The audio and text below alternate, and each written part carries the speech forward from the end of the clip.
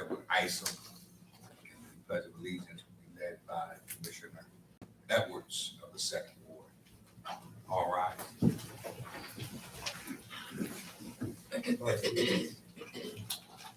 Lord, I just want to thank you for bringing us here tonight to take care of the city business, Lord, and thank you for all the things that you have brought upon the city and that made things better for the people of this city, the residents.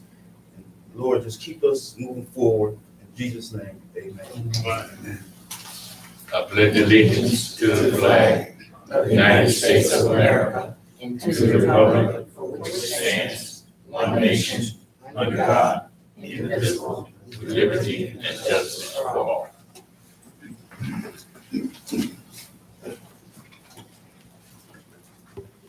I yield to the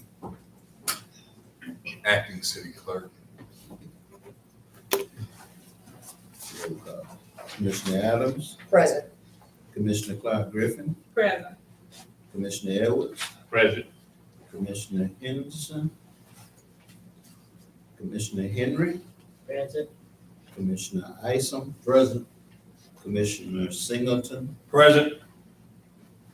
Commissioner Seats, Mayor Pro Tem Seats, Mayor Muhammad. Present. You have a quorum. This brings us to the approval of regular minutes, April 3, 2023. Is there a motion for the approval? Motion is made by Commissioner Edwards. It is supported by Commissioner Adams. Please call the roll. Commissioner Clark Griffin, No. Commissioner Edwards, Yes. Commissioner Henderson, Commissioner Henry, Yes. Commissioner Isom, Yes. Commissioner Singleton, Yes. Mayor Pro Tem Seats, Commissioner Adams. Yes. Mayor Muhammad. Yes. Is there a motion for the approval of closed session minutes, April 3, 2023? Make the motion. Motion is made by Support. Commissioner Isom and is supported by Commissioner Adams. Please call the roll. Commissioner Clark Griffin, No. Commissioner Edwards, Yes. Commissioner Henderson, Commissioner Henry, Yes. Commissioner Isom, Yes. Commissioner Singleton, Yes. Mayor Pro Tem Seats, Commissioner Adams, Yes. Mayor Muhammad. Yes. This brings us to the approval of accounts payable listings. There a motion for the approval. Motion to approve. Motion is made by Commissioner Isom. Is there support? Support. It is supported by Commissioner Singleton. Is there discussion?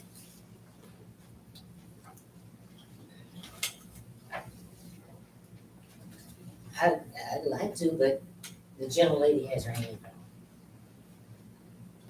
You're so generous. Chair recognizes Commissioner Henry. Thank you. I did send a list of inquiries about things that were on this list. And I don't know if everyone got all the replies, but there's some serious questions to be asked about some of these charges that keep reappearing. And I'm trying to get answers through staff and I'm not getting it. And I'm wondering if the rest of the body is getting the responses from AP, from our financial person as to what these charges are. Through the mayor, I'm going to have to vote no on it, although I am getting a lot of information about the legal and the engineering charges, so I'm thankful for that, but I'm still gonna have to vote no on this because none of the other questions I asked being answered about some of these charges. So, thank you. Just as a reminder to the city council, the items appearing on the accounts payable are items that were budgeted and were approved with the approved budget on last year of June 30th. There's no items that have popped up, and if so, the finances are there to address it with emergency projects like Wakanda, where that project was not necessarily budgeted, but it's in our utilities and street fund to be an income tax. So everything that you see has already been approved through the budget, but the accounts payable is really a formality of the approval of certain items. Well, Mayor, just to address that comment, I'm just not gonna rubber stamp, the city's, citizens' money to be spent out without having any inquiries as to why. Let me bring this one out. If we have a over $11,000 charge for something that was paid before we approved it, and then can't get an answer as to what happened and why is it like that, that's a big red flag for me. So if the rest of my colleagues sit here and not see big red flags behind things like that and other things that I question, shame on you. Thank you.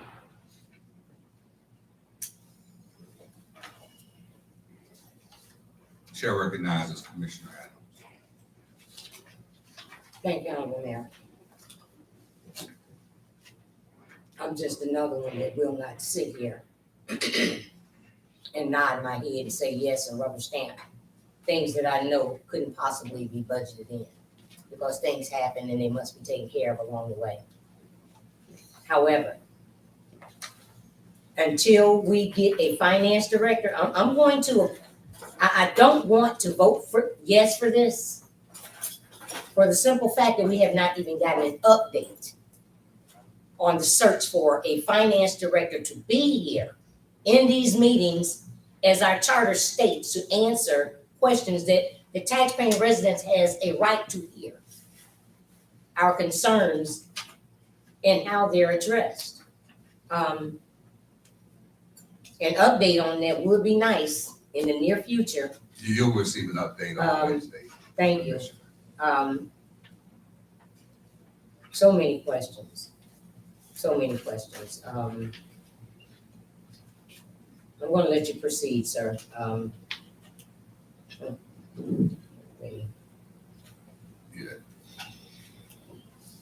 Personal and Finance Chairman, Commissioner at Large Isom will be giving an update to the council and the committee at large regarding the status of the search for a finance director on this Wednesday, Commissioner. We'll have a conference in Lansing. So we have to have a special meeting, so when I get back. Thank you, sir. A call for the question.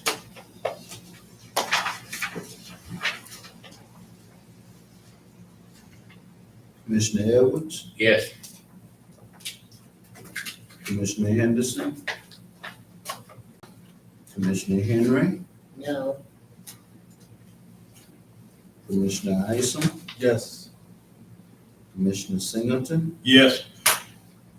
Mayor Pro Tem Seats, Commissioner Adams,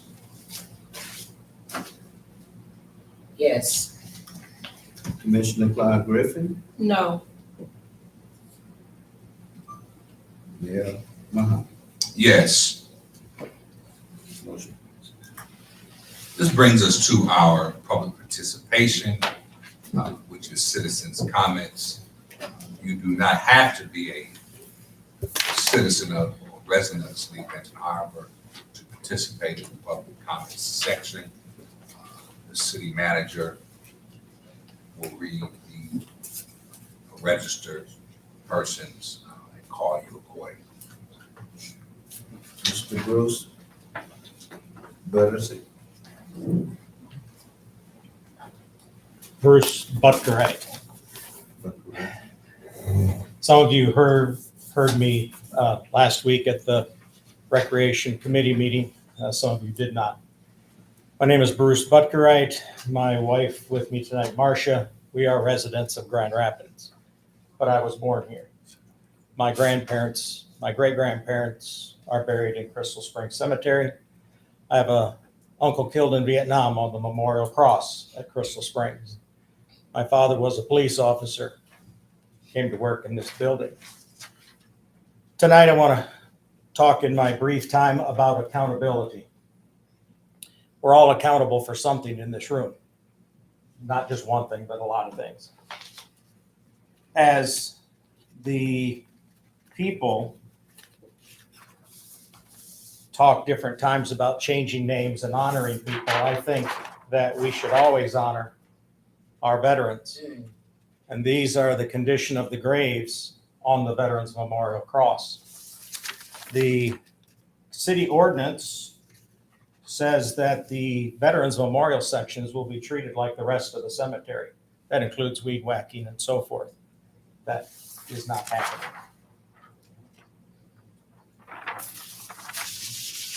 So tonight, I believe you're going to discuss a contract for lawn services, accountability. That contract needs to be written in such a way that it has details. It has all of the things laid out so that it's followed and adhered to.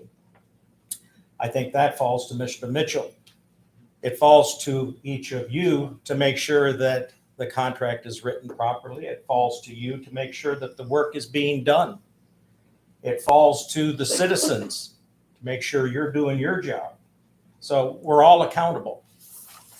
When you do it right, it looks like that. When you don't deal with the leaves, then they look like this. That isn't showing much respect for veterans who are willing to sacrifice their life. We're accountable. You are accountable for making sure that after you write $7,500 worth of checks December 2 and 4 of last year, this picture was taken December 5. That somebody is following through and making sure that the limited funds that the city of Benton Harbor has are being spent properly. Now, accountability falls to me too. So my time is going to run out, but my wife and I have been asking, what can we do to help?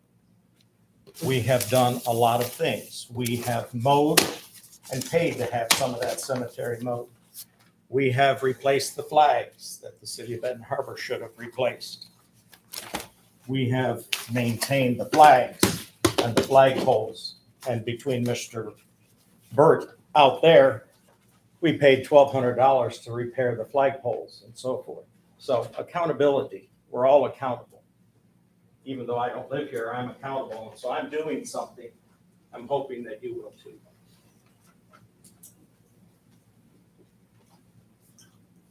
Murray Hammer. It's Marcy. Marcy. That's okay. I'll forgive you, Mr. Mitchell. Sorry, my handwriting is really bad. Thank you. I just wanted to come tonight real quick. I don't usually speak in public comment, but I wanted to be here to make sure that everybody is aware that we've been working really hard. Jerry's like, yes, we have been on planning Earth Day celebration for this Saturday.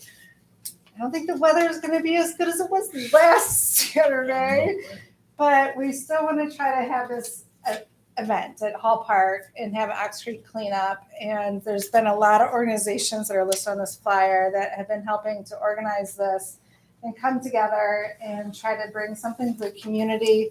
There's going to be free food. That's always a good reason to get people out, right? Free food. But really, we want to, for the families and kids, there's going to be coloring books available. stickers available about Ox Creek and keeping water clean.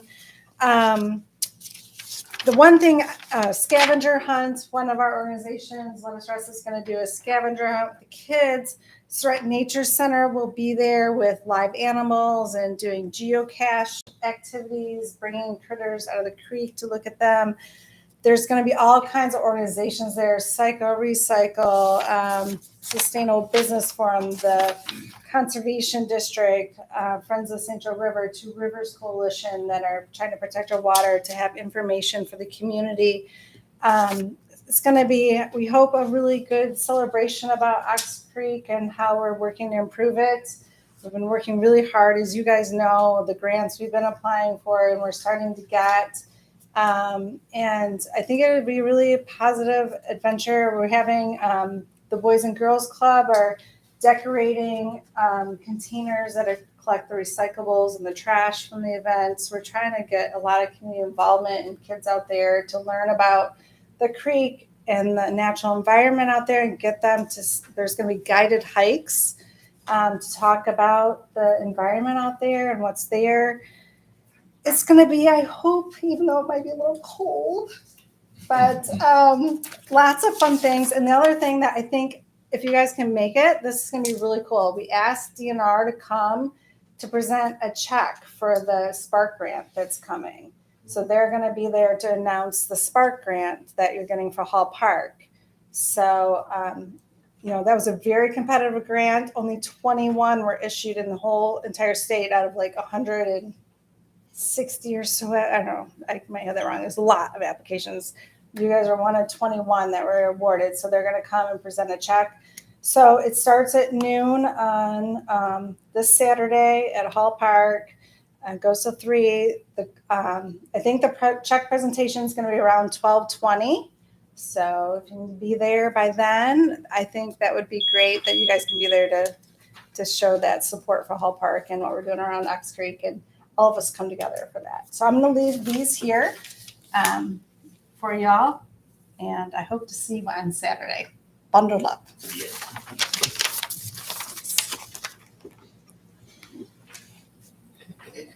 Emma Kennard. Good evening, everyone. Good evening, good evening. I'm here to just let you know the way this weather is turning.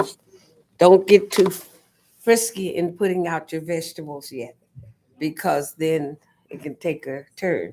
Your brassicas you can put out now. You can look that up on your YouTube or wherever, and it'll give you the list of the brassicas that you can put out, because they can stand a little bit of the frost. But your tender vegetables, you got to wait till after Mother's Day to put them out. And you should have a beautiful garden. Just learn that just go on YouTube. You can learn a lot. And I can't explain it all at this time because I want to get to other things. I enjoyed the list of things that a young man here was talking about as far as the cemetery, because I was on the cemetery board at one time.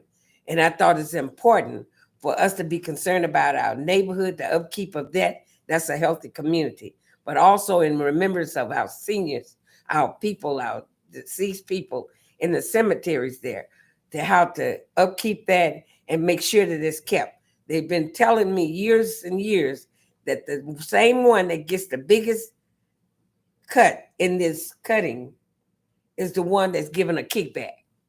Now, I don't want to think that we got some shadiness going here, that he's the one that gets it. Every year, he gets the biggest part of this grass cutting.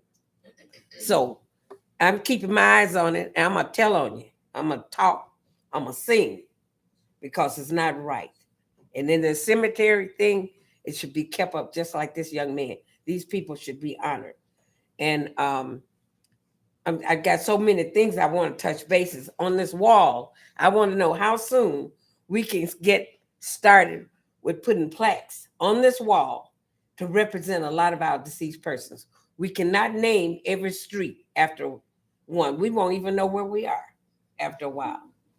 But I think this will be a good start to just have this wall. And I don't want to wait until when. I'd ask again and again, how do we get started? It's good to get started right away instead of just letting things drag on. So I'm looking for each one of you to take into account what I talked to you about, and especially the cemetery, because it's been a mess. Also, Dalrad, I'm telling you, there's some things there that I wanted to bring out for years ago. If you all don't pay attention and get a finance director in here and keep him in here, give him the information and let him have access to what's going on. But when you don't give him access to it, it makes me think that you got something you're hiding. Now, I might be right and I might be wrong, but I'm asking God to forgive me if I'm wrong. But I think I'm right.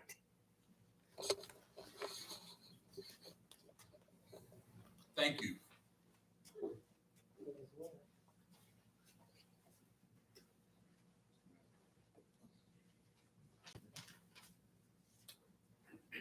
That's me.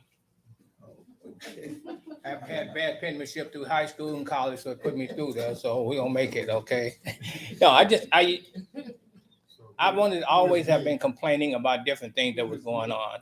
When things are being done, I just want to say things are being done the way that they should. I was complaining about the streets. The streets look nice. The city is starting to improve itself. So everybody needs to give themselves a pause, say, hey, we're doing a great job. We're doing what we're supposed to do. But not only should the public work do things, the citizens has to chip in, and it takes a community and a collective group of people to make things grow and make things happen. But our city is starting to improve. You go down the street, a lot of the streets are being cleaned, the debris are being picked up, but we just need to continue to do that and have the citizens to do things that they're supposed to do and start enforcing the codes and things to make things happen. Thank you. Thank you. For the record, can you give the people your name, please? Spencer Nesbitt. Everybody here know me in a way.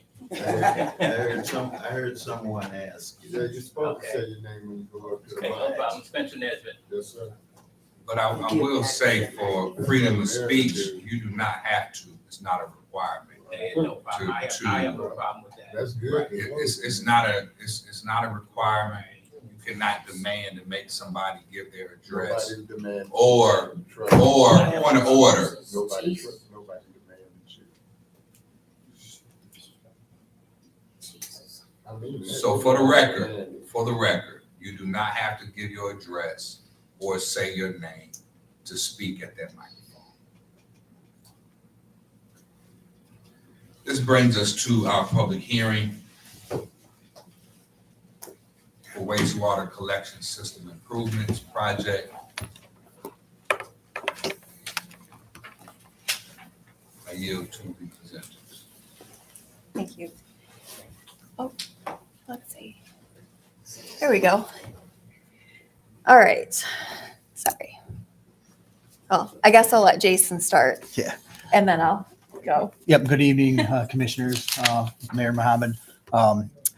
We've been putting together a project plan update for some of the city's intent to apply SRF funding for sanitary sewer or clean water SRF funding.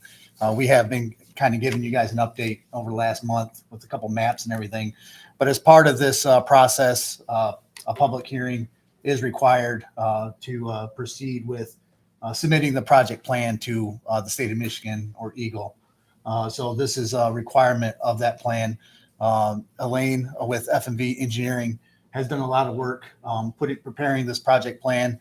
On some of the slides, you'll see some environmental items, some of the stuff that has to be kind of said publicly as part of the public hearing. But in general, the work that we're looking for is improving the city's sanitary sewer system.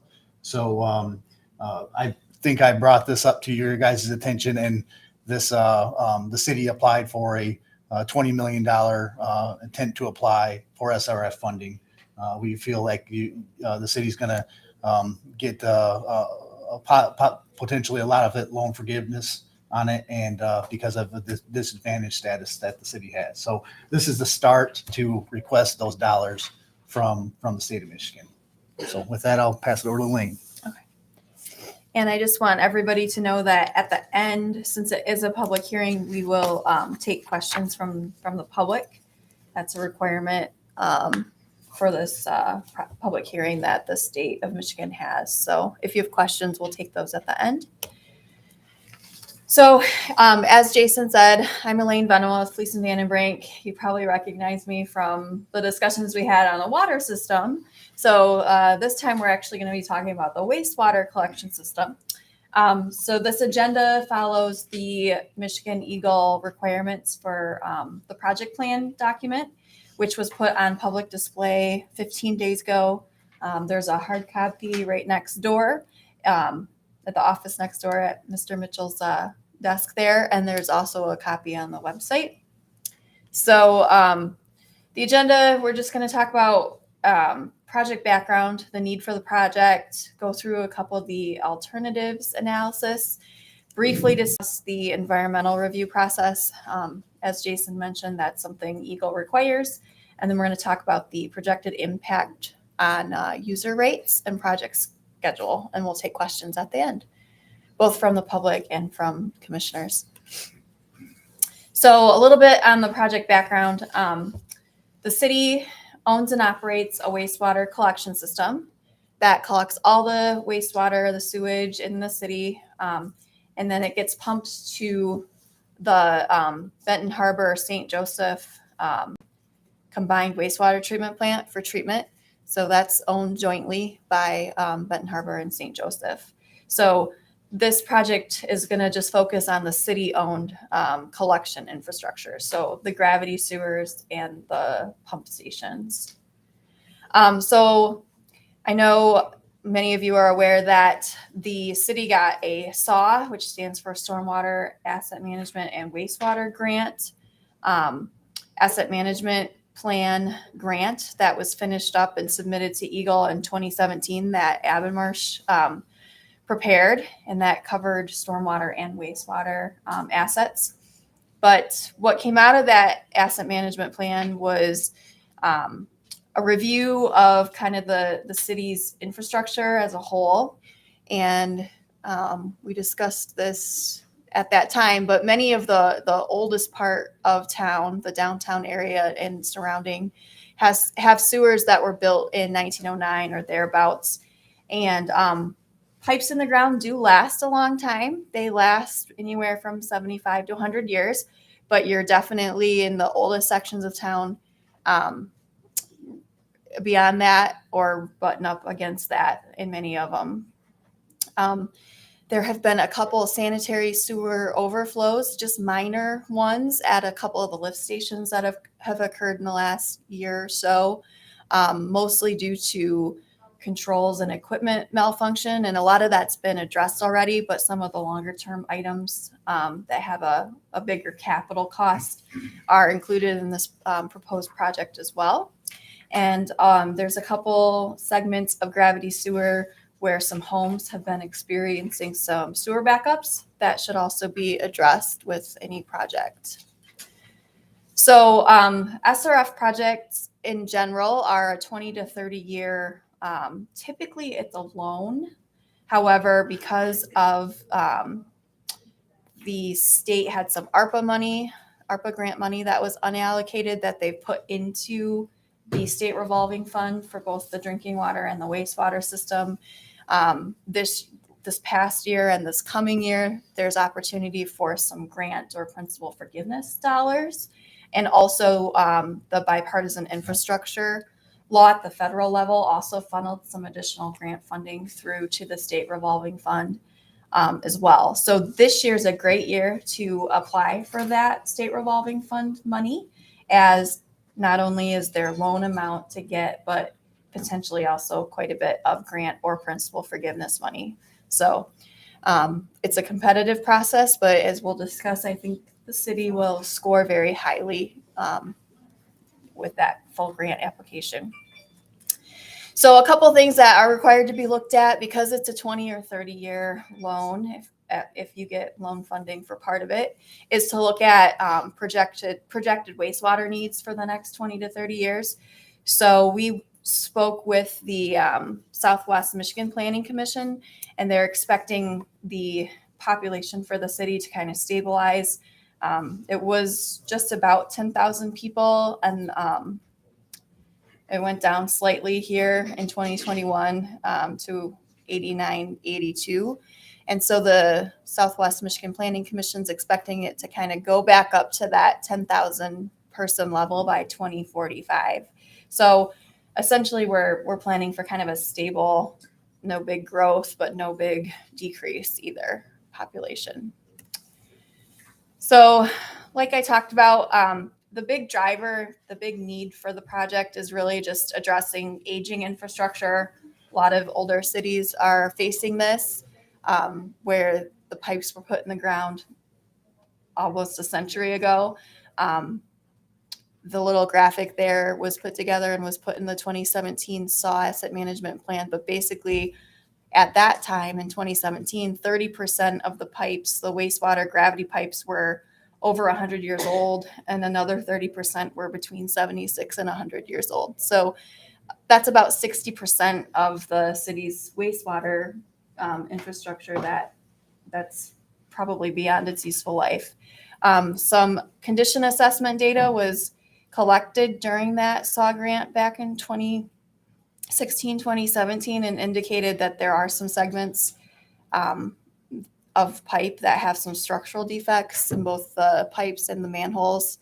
We're also anticipating that some of the pipes that weren't able to be televised at that time, where you stick a camera through the pipe, are also in a similar condition. So especially based on some of the pipe breaks near the ravine that we're aware of, we know that there's quite a few segments of pipes that really do need to be replaced in the next 5 to 10 years. Switching over to some of the lift stations, the city owns 11 stations, and 9 of those 11 really need some site fencing and some miscellaneous improvements to sites. The Stevens Street lift station needs some new controls. That was one of the lift stations that experienced sanitary sewer overflow this past fall. Ox Creek lift station also needs a new generator control panel. And then the Water Street lift station really needs some major rehabilitation there. One of the pumps isn't functioning, needs to get replaced. It's not good to rely on just the one pump. So that station needs some pretty major capital rehab. And then the Crystal lift station is an old, what we call can style lift station, where if you've driven around, maybe you've seen like kind of a can sticking out of the ground. It's got a lid on it and people can go down into it. This is kind of an older style station. We'd like to replace that with a submersible station. It's safer for the DPW staff that have to maintain it to be able to do that. And then pump number 2 at the Grand Boulevard lift station needs to be either rebuilt or replaced, as it's not working currently. And then there was a sanitary sewer overflow near the ravine, and that needs to get cleaned up. That's something that Eagle has submitted a violation notice, is one of the items in the violation notice that was sent, that they'd like to see that cleaned up. So we can talk about that, but the wastewater was cleaned up, but Eagle maintains that because there was a sanitary sewer overflow, that area has collected a lot of debris in the past, and it may have been contaminated with, I guess, fecal material. So they just would like to see the whole ravine area cleaned up. So some objectives for the SRF project is really to continue to provide reliable wastewater collection service to the whole city. And by doing that, requires some rehabilitation or repair of high priority infrastructure, especially those older assets that need to be addressed. And then we'd like to address Eagle's violation notice and some of those long-term items related to sanitary sewer overflows at some of those lift stations, all while trying to minimize costs to the residents and to minimize environmental impacts from the project. So the state has a couple alternatives that must be looked at. The first is a no action alternative. What happens if you just don't do anything? The second item is a regional alternative. And then the third one is that we developed was rehabilitating and replacing critical infrastructure.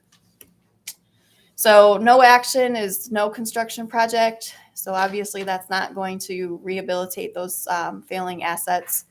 And really that doesn't meet project objectives. It's not going to address those violation notice items. It's not going to allow you to maintain reliable wastewater collection service in the long term. The second item, this is really more for treatment aspects and not really so much on collection system assets, but the city is already part of a regional treatment system, and it doesn't make sense to regionalize your collection assets that the city owns. So that alternative, which is required to be reviewed as part of the SRF program, doesn't meet project objectives, which really only leaves us with one feasible alternative, which is to rehabilitate and replace those critical infrastructure items. We're also asking for a $2 million kind of grant to update the city's asset management plan for the wastewater assets, and that would allow the city to do some additional sewer televising. So really get in with the camera and see the condition of some of those sewer assets that weren't able to be televised during the SAW project. Yep, and that would also include cleaning as well. Yes, and cleaning, which is important for maintenance items. So included with that would be either rehabilitating or direct replacement, some sewers. We've listed them here, but I find it easier to look at the map. So we'll get to the map in a minute. But the Pipestone Street interceptor area, that's a pretty major interceptor. I know some work has already been done. I know Abbenmarsh did an SRF project recently that finished up, and this would be kind of continuing the segments that connect to that. And then similarly, Colfax from Main Street to Oak, the Empire Avenue area and some of those branch sewers that connect to it, Britton Avenue from 9th to Riverview Drive, the remaining section of Wakanda from Buena Vista Road to North Winans, and then the Ravine area. And like I said, I can show you that on the map because I think it's easiest to look at it on a map. But as far as the lift stations, the 9 stations we already kind of talked about, but replacing that can style lift station at Crystal Avenue with a new submersible station, and site improvements and fencing at Territorial Avenue lift station, replacing pump number 2, doing some site improvements and fencing at Grand Boulevard lift station, and then some replacement of controls, the vent tubes, the access hatches at Stevens Street, replacing that generator control panel at 8th Street, Ox Creek lift station, site improvements, tree clearing and fencing at Enterprise Way lift station, similarly site improvements and fencing at Trailside lift station. And then Water Street lift station needs a little bit more work. We need to replace a pump that's not working, update controls there, put some site fencing up, and then there's an abandoned building from the older Water Street lift station that's there. It just needs to come down. It's kind of an eyesore, so that one needs to come down for safety reasons as well. So that brings us to a total project cost of about $20 million. And this is the map. I apologize, it's a little small on the screen, but those red segments are the segments of gravity sewer that we are aiming to replace. So you can see the Pipestone area. I don't have a pointer, but I think Jason went through this once before with Pipestone would be south of Empire there, and these also tie in with some of the projects that the city already has the water infrastructure dollars for. Can you point to Pipestone? Yeah. Sorry. Stone is this road here. So it's that little segment. I'm a little short, so.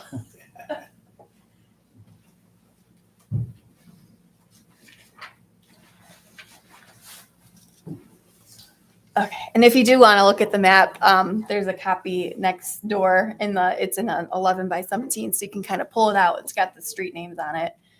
A little easier to see. So alternative 3 is really the only alternative that meets the project objectives. We're not anticipating any long-term environmental impacts. It's basically replacing assets that are already under the ground or already at lift station sites, so we won't be disturbing any people's lawns or anything like that. And then the only real impact is short-term temporary construction, so maybe some detours, and we'll get the sites back up, restore them to how they currently are or better. So the most, probably for the public, the most important thing is how much is this going to cost, right? So the city will qualify as a significantly overburdened community based on the city's median household income. So that will allow for an additional 20 points during scoring. And it's 20 out of 100. So it's a really big deal to get those extra 20 points. So that'll bring you up above communities that don't qualify for that. It also, once you get that significantly overburdened status, allows for a lower interest rate over a longer loan term. So 30 years at a lower interest rate. This past year, the overburdened interest rate was 1.875%. They haven't announced the rates for fiscal year 24. They'll probably be a little bit higher just because of the current interest climate, but they will be substantially lower than market rate. And also, once you get that significantly overburdened status, it opens up a higher percentage of principal forgiveness and grants. So unfortunately with Eagle, they won't tell you how much grant or principal forgiveness you're going to get until they get all of the project plan SRF applications in and they score them all. And they see how much they can kind of allocate out to everybody.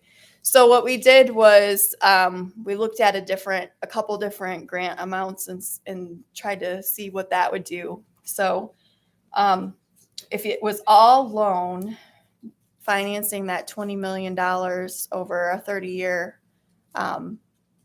interest or a 30-year term at the current interest rate would impact a lot. I mean, it would be a $25.40 per month increase to users. So that's not a great scenario. I don't think the city would move forward with it if it was going to be just loan. But fortunately, I think with all that bipartisan infrastructure money that the state has and the ARPA money that they have to give out this year, I think the chances of a pretty high percentage of grant will be in your favor. So looking at a 50% grant, that would involve a $12.71 increase per month to a typical residential sewer customer. And then if you go up to an 80% grant, the increase would only be $5.08 per month. And then obviously the best case scenario would be if it was 100% grant, then there would be no impacts to rates. They would stay where they are. Last year, we did a number of wastewater SRF project plans. On the wastewater side, I think we saw maybe one get 100% grant and 4 or 5 get 50% grant. And then the grants kind of decreased after that. So I guess we'll just have to wait and see. But I do think it kind of goes on how things score out and where you land on the financial side. I do think Benton Harbor has a good chance of getting the most grant of anyone else in the state. So I do know, the way the resolution, because the resolution's in your packet there. So I do know the way the resolution is stated is that the city would implement selected alternative 3 pending the financial or the financing funding package. So it doesn't commit you to doing the project unless you get a grant that you're, comfortable with. Just want to make that clear. Schedule wise, the project plans are due to the state on May 1st. So we will be wrapping that up in the next week. The draft is already done. Basically, to get the draft to the final, we have to address any public comments that come up today and anything that was written that was sent to the city before the public comment period ends today. And then just switch some language in there from recommended alternative to selected alternative. So it's essentially done. We just have to package it up and send it to the state. And then the state takes their time in scoring them all. They usually have a draft project priority list with all the scoring and draft loan and grant amounts. That usually comes out in September. And then they finalize that in October. No, I'm sorry. That usually comes out in August and they finalize it in September so that it can get implemented on October 1, which is the state's fiscal year start. So hopefully we'll have news in August about kind of where the city lands as far as how much grant potential. But they don't finalize that until September. So assuming it's a reasonable, comfortable grant amount and the city wants to proceed, we'd be looking at finishing starting the televising, the asset management plan updates and preliminary design kind of late fall. And then going into detailed design winter, January 2024, with bidding probably sometime next summer and the loan closing, if there's any loan amount, next August, and then starting construction the fall of 2024, with construction probably going, there's a lot of different parts to it. We need to coordinate with the water project, so probably going out to the end of 2026. So I know that's a lot to cover, but I was trying to get through it fast, so I didn't take up your whole meeting. So at this time, we'll take questions from the public, and then we'll take questions from commissioners.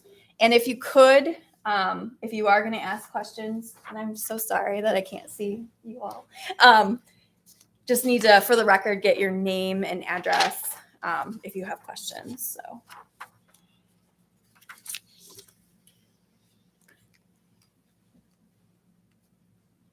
No questions from the public? You're saying that the $20 million, that will include, you're talking about the cameras, surveying. Are you saying the pipes going through and surveying those areas? But not only that, did I hear him repeat that it would also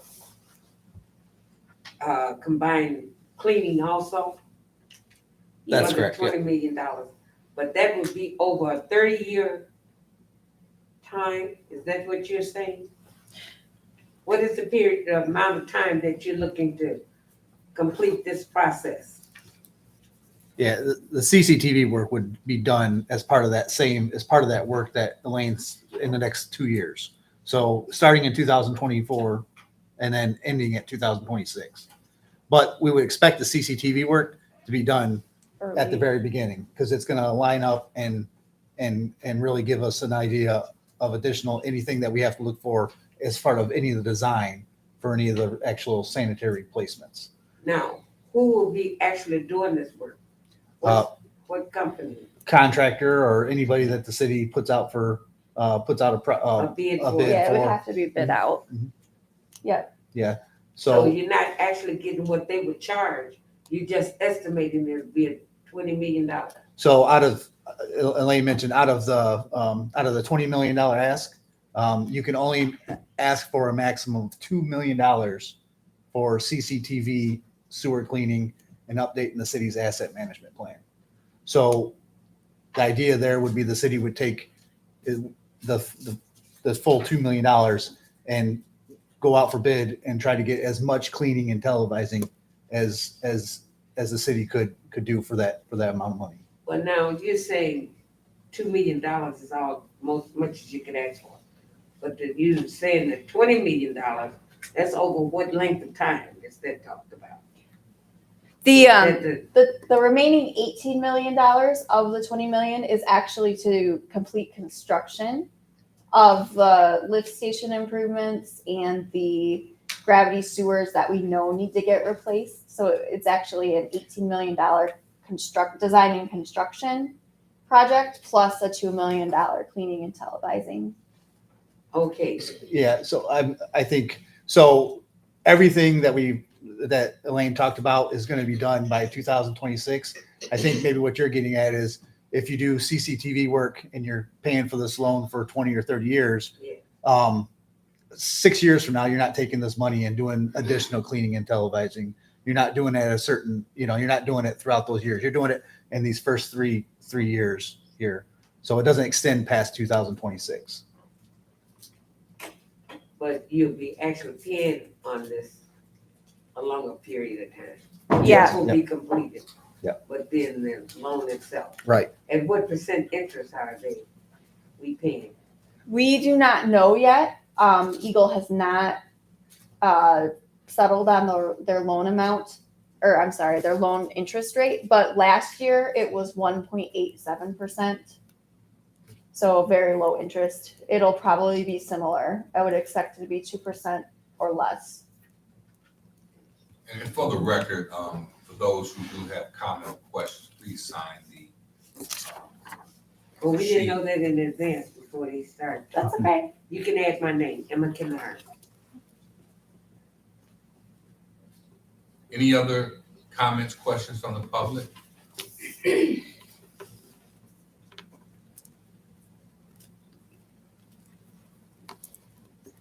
You have one comment or question.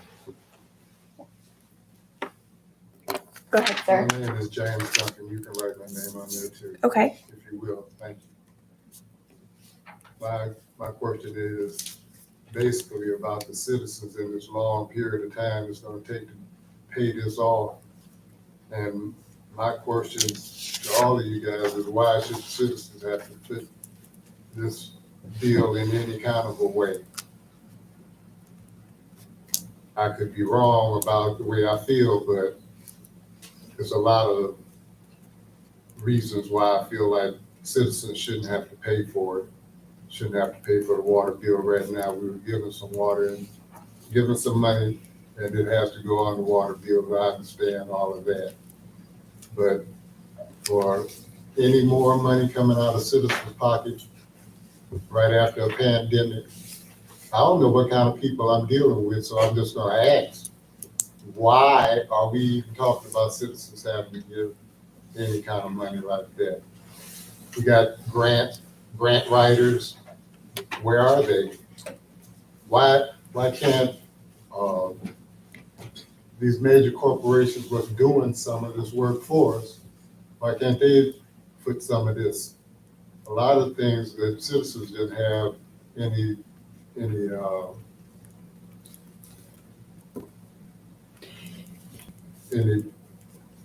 problems.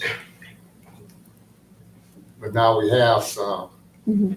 And it seems like we always have some kind of drama to go through what's going to make the citizens have to pay.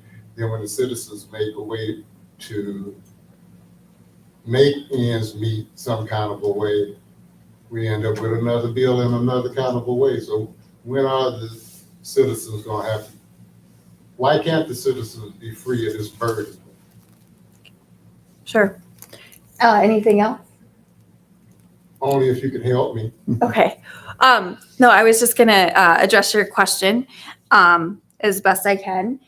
The first step in this is really to see what kind of funding package the state can come up with. And if it's 100% grant or principal forgiveness, then there wouldn't be an increase to citizens. That answers my question. Thank you. Yeah, we'll just have to see. And I think the city wants to see what deal the state SRF program can come up with before they decide whether or not to move forward with the project or to scale it down or something along those lines to make it affordable. I have a question.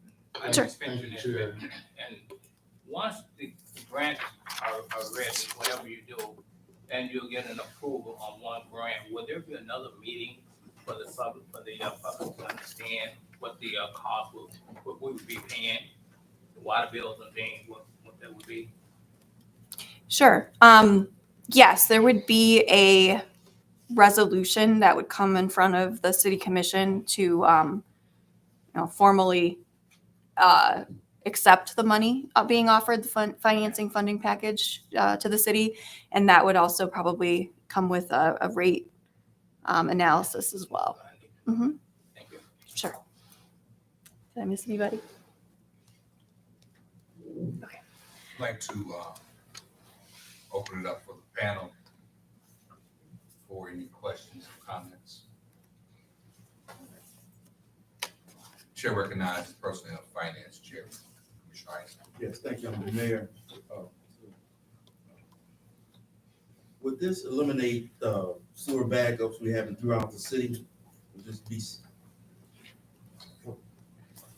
Some of them, yes. Which ones were you specifically talking? In the Wakanda area, I know the third ward had trouble too, and in the first ward too, so throughout the city, would this work? Eliminate some of the backup problems that's happening throughout the city. Yes. So one of the, I know, and I'm going to get up again. Sorry. So I know this area here has been having quite a few sewer backups. Mm-hmm. And so that is an area that specifically we want to address with this project. And if there's other areas as well, we definitely want to get those included in the televising portion up front so we can determine the cause for those backups and then address them. Yes. And will you be going underground under the new streets? I know we did some work, new infrastructure on the streets. Will be there's some streets in there that will have to be dug back up? So maybe that's a question for you because I'm not sure which ones. So everything that's been identified on this upcoming project plan is not anything that's been done over the last several years. The only caveat on that is as part of your guys' street resurfacing program. So the projects that just get milling resurfaced, let's just the first couple rounds of spending the income tax, there may be some projects that the sewers are identified as problematic that need to be addressed. But as part of the project, the surface would, the roadway would get reconstructed because the contractor would have to trench through and reinstall that or reconstruct the sanitary sewer. So. And also, I just want to point out that during the preliminary design phase, we'll be able to determine if the sewer needs to be fully reconstructed or if we can line it instead, especially in areas where if the surface pavement is good. Mm-hmm. But if the surface pavement isn't, then this is also a nice way to get the street repaved on the city or on the state's dime. And it's all included in the 20. Correct. Yep. Thank you. Chair recognizes Commissioner Singleton. Thank you, I heard you mention earlier about some of the lift stations, one on Crystal, I think in Edgewater. How do they fit in? Because I know those are technically in township. How do they fit in there? What you saying? Yeah, they're in the township. But the However, city the city maintains and operates them and owns them. It is the SSO that happened on Crystal Lift Station. I know that the Benton Harbor Public Works went and addressed that, and that lift station, all the flows and everything. The flows come from the city to that lift station, and then basically are force main or pumped back to the city's gravity system. So right now, that's how those lift stations are. They're the Enterprise and the Crystal are yes, they're in Benton Township's jurisdiction. So, But we own it. Yeah. Chair recognizes Commissioner Edwards. No question. Thank you. You sure? Thank you. I have a many of questions. And the first one is, when I first brought up, knowing that this was coming up, why the letter of intent had not been sent for us to apply for these funds so that we could have this conversation, so that we, the elected officials, would know exactly what we're dealing with infrastructurally throughout the community. For the last 3 terms that I've sat down here, actually for the last 23 years that I've sat down here, came in knowing that the infrastructure that we set on needs to be fixed, actually needs to be replaced. And been fighting ever since for exactly that. And now it's about to happen with much prayer and much other organizations working directly with the federal government. We're looking at more than 20 million. And it's coming, and they're sending somebody with it. Thank God.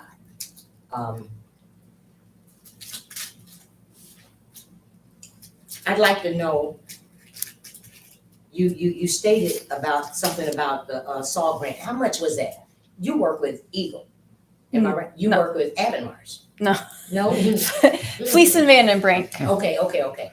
He works with Avonmarsh. Okay, Mhm. I had you confused because the other gentleman, I think it was Mr. Young. Oh, Okay. How much was the SAW grant in 17? $2 million. Okay, because I think that was before 17, so I'm kind of confused, but I guess that was the end of it. And I kind of like remember that included signs and inventory on our hydrants and stuff like that. Anyway. How can we, if it's at all possible, with the low interest rate that we do get, and we're still discussing this with the federal government, of that we do get will be eligible to refinance for the lowest interest rate. And there's also a conversation going on of distinguishing what a community of, what they call it, community of, what would we call, these monies were only eligible for communities of distress. Stressed or Yeah, distress. overburdened. Okay, so we're trying to distinguish what distress actually means. And I can't believe that that's become a very large portion of the conversation that's going on. Because there are many, but Benton Harbor was chose over a great deal of other communities. And they are very aware that the whole infrastructure needs to be replaced. There's no sense in putting a Band-Aid on anything else. We need to be replacing the infrastructure, and with these income tax dollars that the citizens were talked into and voted for, then spend those money to replace the whole street as we replace the infrastructure. Mhm. I mean, that's just what makes sense. Yeah. And that's how we get rid of the flooding that's happening in the inner city of Benton Harbor. My question is, when this work starts, how much of a percentage will be the inner city replacement of infrastructural sewer?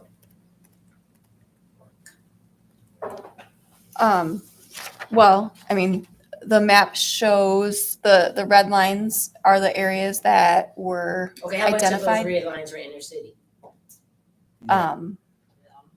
Please let them respond to the Can you questions. let her? I guess I'm not sure what you would consider inner I'm city. only, from my view, and not having my glasses on. Yeah. I can only see. These projects at the south city limits here, I'm just gonna count them because I don't have a percentage. What street is that? This is, If you tell me what those red, Jennings and Bishop here. Yep, Jennings Bishop. And those then, are bishops? Okay, so it's the red lines that are. Yeah. Right here, yep. And then, Pavone, Pavone, McAllister, and, Half of Broadway. Broadway. Yeah, Broadway. Yep. And is this power plant gonna go out to all the council. Yes. Please. Yep. Okay, so we will have another public hearing? Is that what I heard you say earlier? No. Okay, so there's a resolution tonight that follows this? Yes. Okay, I thought so. And it's just not right. And I'm gonna leave it at that. So Chair recognizes Fourth Ward Commissioner Clark Griffin. All I ask is that if you have to redo the street, tear up the street and replace them, that is better than what it was. Because when we did this landline, contractors, a lot of them, and I know you got some of the complaints, I know Jason did. They put asphalt on concrete, so now we got black squares. You know, I've been in my home 27 years, street always been a good street, now it looks a mess. Not only that, those big trucks that they use where they sit behind your driveway to dig down in there, now the at the end of my driveway and some of my neighbors, it's cracking. And it's flooding also now. So, and it would be good if some point we could revisit and try to repair those things. But that's what I asked. That's better than it was before. Thank you. Chair recognizes Commissioner Henry. Thank you, Mayor. Well, I have to go back to some years ago when we got a big increase in the sewer and the water. And in that meeting, and before I go this, let me ask the question. Who sits on our joint wastewater in the city of Benton Harbor? So I'll know who to hold accountable for whatever's going on through the chair, who sits on that board. City Manager and Commissioner Adams. No, don't tell that on me. City Manager Oh, it's Commissioner, Mr. Little and Mr. Little, and Steve Archibald. Stevie, Archibald. okay. All right, and Mr. Archibald has been there for some time. And if I remember, one of you two just got back on it or on it. So now, let me say what happened in the past. Our sewer partnered with St. Joe and the other municipalities. They had a surplus of money. And they said that year that they were going to keep the surplus for anything bad that happened. the surplus, right? The surplus money that yeah. So thank God I was sitting here listening to that and it stuck in my head that they got some extra money. But then again, when it came time for our water to go up and our sewer to go up, nobody said, we got some extra money to help out. Yeah. So I'm gonna go to the city manager and the assistant city manager and ask them, will they give us a financial report of our sewer? We are partners with them, therefore it's public information. And we would like to see that. And I would like to see that if they have that much money overflow, then maybe we don't have to burden the citizen with that burden of extra money coming out of money every month. So, through the chair, I'll ask that that information is given to us immediately. So, we'll have a report given to the Personnel Finance Committee. No, I'm not talking about from the personnel and finance. It's fine, you give it to them, but I want everything. I don't want you to just pass it over to them and then they forget to pass it over to me. I would like for him, anytime that I ask for anything, to pass it on to my colleagues. So everybody, even the ones that don't want to read it, they at least have the chance to read it. So no, give it to personnel and finance, but I'm asking for all of us to have the same information. It'll be forwarded. Okay. I'm very glad to see the third ward over there. They will be so glad to hear that their problems of 20 and 30 years is going hopefully be solved. So I'm glad to see that you did go into the neighborhood, got some very bad areas that the citizens have been complaining about for years. So I'm glad of that. Question I have to ask through the chair is the SAW grant. Why wasn't the camera able to view? Because go back to my memory, the SAW grant came in, and from my understanding, at the end of the SAW grant, everything was looked at and there was a valuation on everything. Now I need to hear what really happened and why the cameras did not be able to account for everything. Looking back at that SAW grant, and the dollars that the city received, when I looked at that report, I think only 10% of the actual sanitary sewer was televised. Mm-hmm. But another 10% was the storm sewer was also televised as well. So at the time, the city was just able to do a certain percentage of the CCTV work at that time, along with the rest of the items that came off the SAW grant. So one of the biggest things that the SAW grant did for the city was changing out of the water meters. So that was something that the state of Michigan allowed the city to do. And if just easy math, it was about $1 million in water meters. Okay. So now that kind of puts some perspective as to how the money was spent. Okay. a lot of manhole inspections were completed because those are they're not as expensive as cleaning and televising the sewers. So you guys got a new asset inventory at that time. Your maps and everything, your sewer atlas maps, the ones that we're referencing today, was digitized, and a lot of the manholes were inspected. But like I said, the CCTV work was limited to 10%. And actually, the projects that were televised were some of the trunk line sewers, like the Pipestone, like the Highland, like some of the ones that were just recently. Yeah. So I mean, that's the idea of you study and you look at it, and then you move. You look for other available funding options to replace it. So I don't have the specific footage that Elaine had. But you gave me a good scenario of what, so I kind of know what happened. And I think you told us the deadline for this coming up.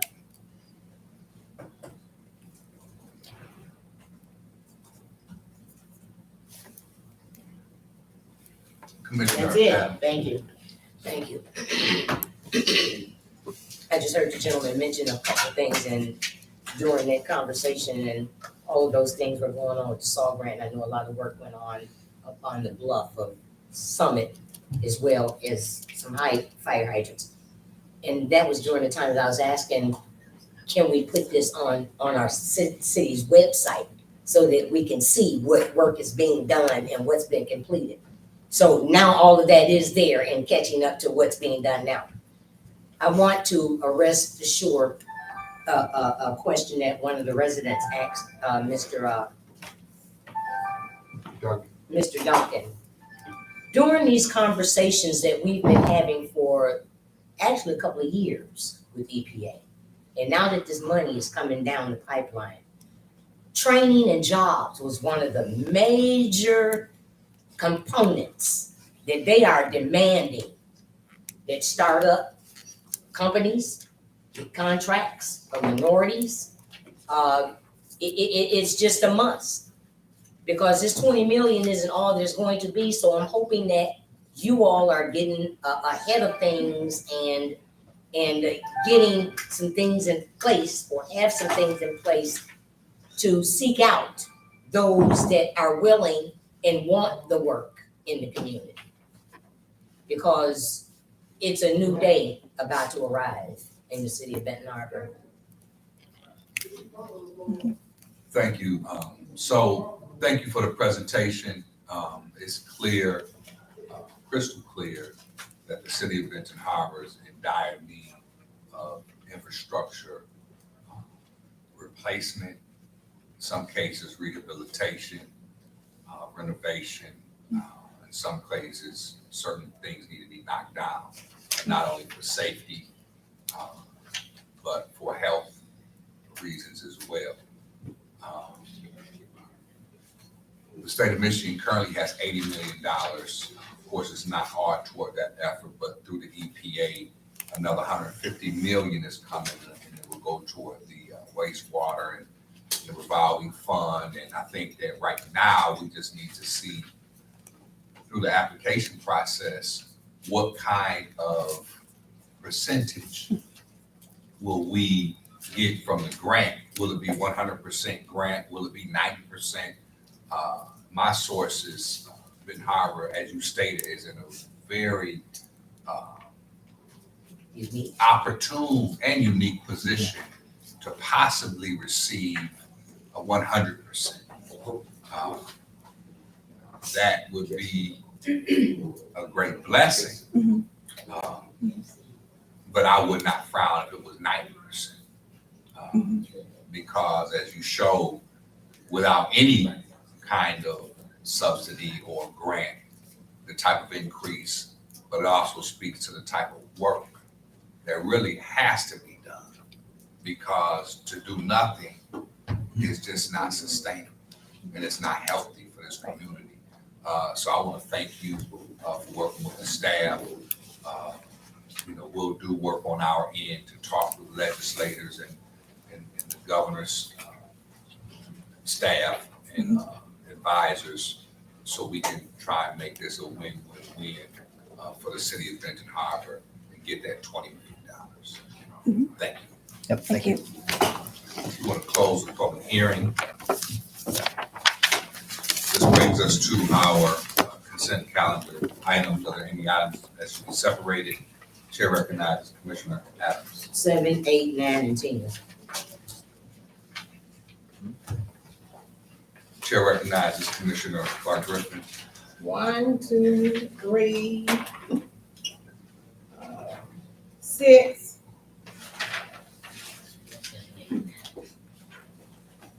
And she said 10. Okay. Any other items? Chair recognizes Commissioner Rice. Just want to get some clarity on number 5 is Dr. Thomas being appointed to the planning and economic. One is for the personnel and finance, and the other one should be planning and economic development committee.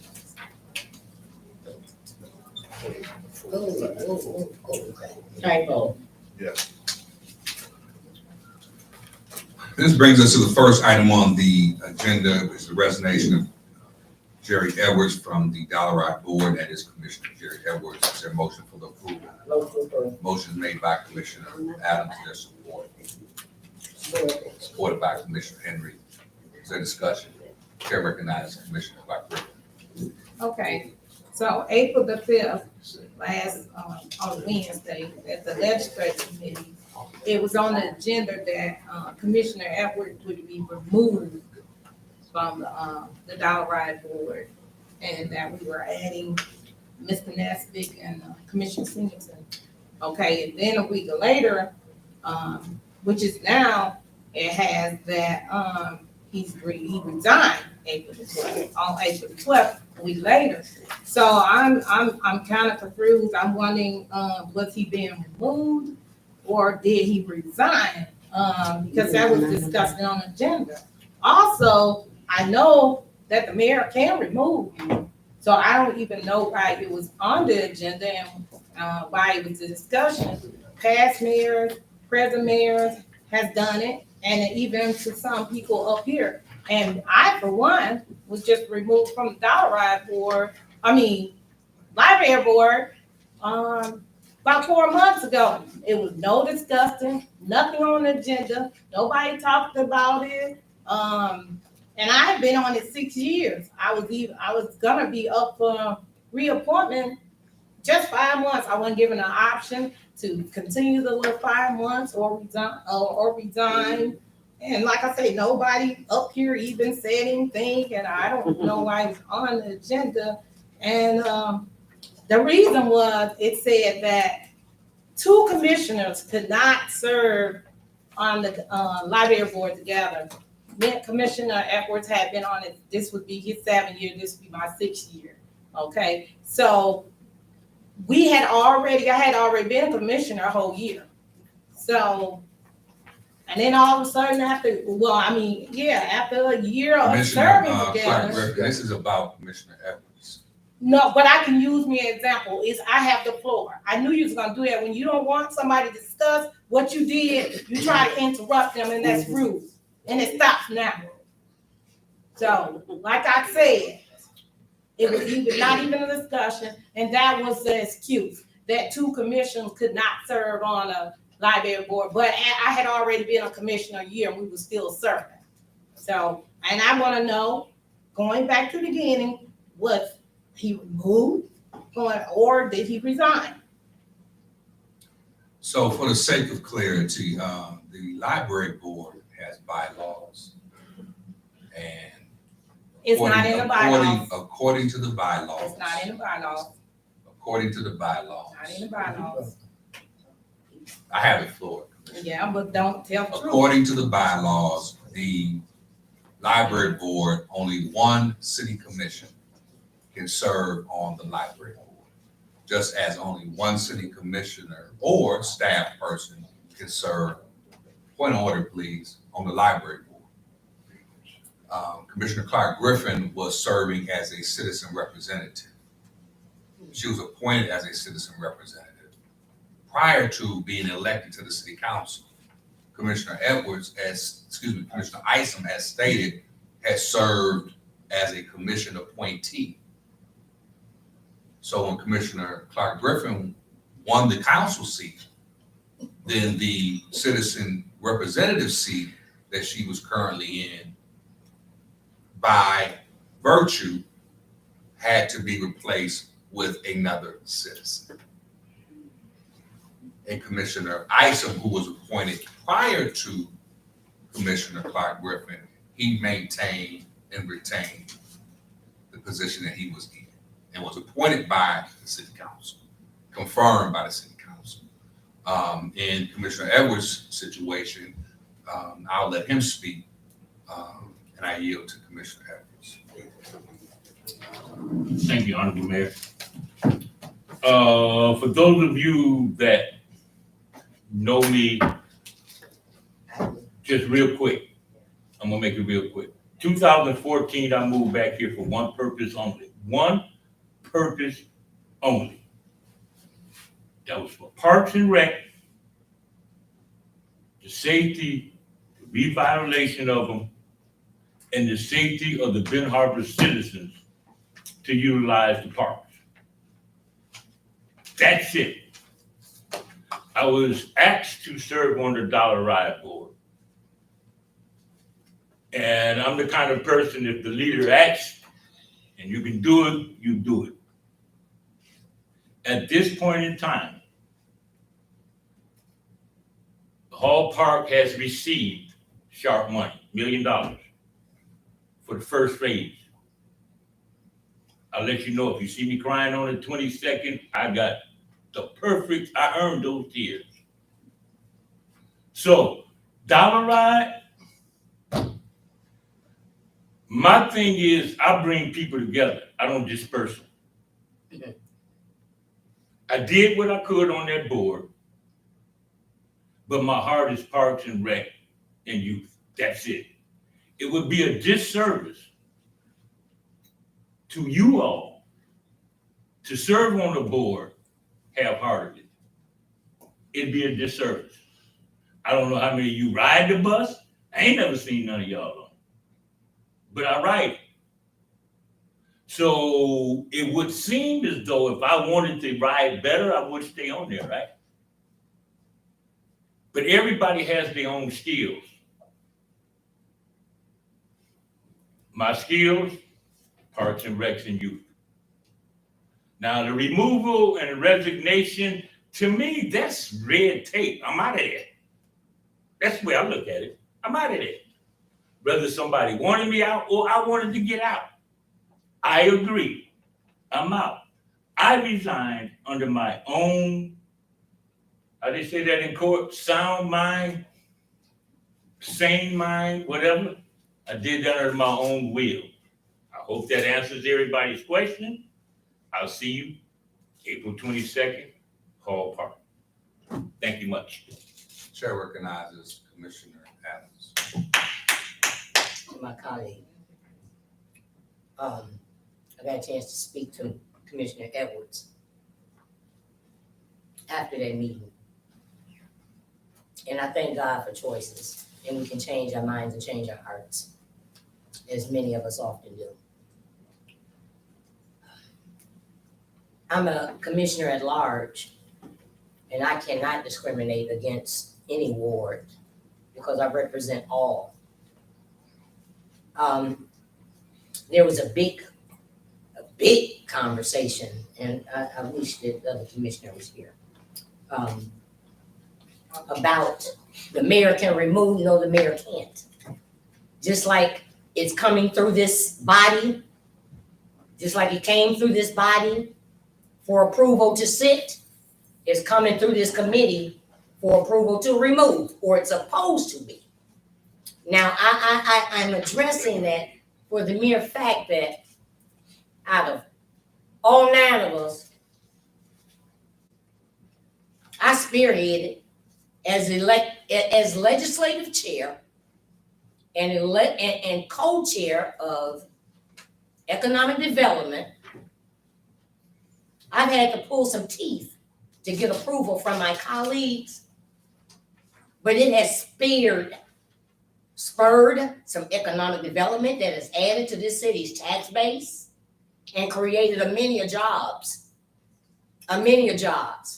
several businesses. But being removed for no good reason other than to play politics or tricks Point of order. is just very disheartening. Point of order. This is. And I have the floor, and I'm going to get ready to end this, because if somebody elects you, and I don't care if it's ward or commissioner at large, they expect us to do a job for wherever we are appointed. Because there's too much work to be done.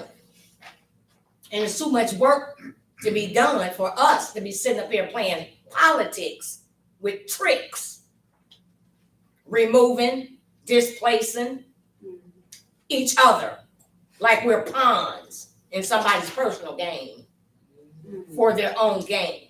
And it's just sickening. And it's one of the things that I hate about government, which is why it doesn't work and haven't been for us. And I'm sick of it, from local, state, and federal. But we're making too many strides, and we're finally getting somewhere, and it just needs to stop. And with that, I'll end. Chair recognizes Commissioner Edwards. I'm just reading a paper. I think my colleague Commissioner Ice recognized it. Dr. Times appointed to the same board twice. We found out. Typo. So I had this conversation, as I told you already, I'm about parks. Removal, resignation. Yes, last Wednesday, I didn't read the agenda, but I got a call, hey, you're being removed. Typo, I'm not removed, I'm resigning. Now, as far as political gain, professional politics, I don't know. I'm a professional human. I had nothing to do with that other stuff. So remember that, I'm a professional human. I feel that my use for the city is the parks. Been doing it for 8 years. Actually, I go past it. Since we're here in Ben Harbor, I've been back 8 years. I almost slept in Hall Park. Almost slept in every park in this city. So, I don't know what else to tell y'all. I resigned. Effective April 23rd. Thank you, Commissioner Edwards. So for the record, we are supposed to be discussing Yeah, but you see my an hand. agenda item, number one, resignation of Jerry Edwards, Commissioner Edwards from the Dollar Ride.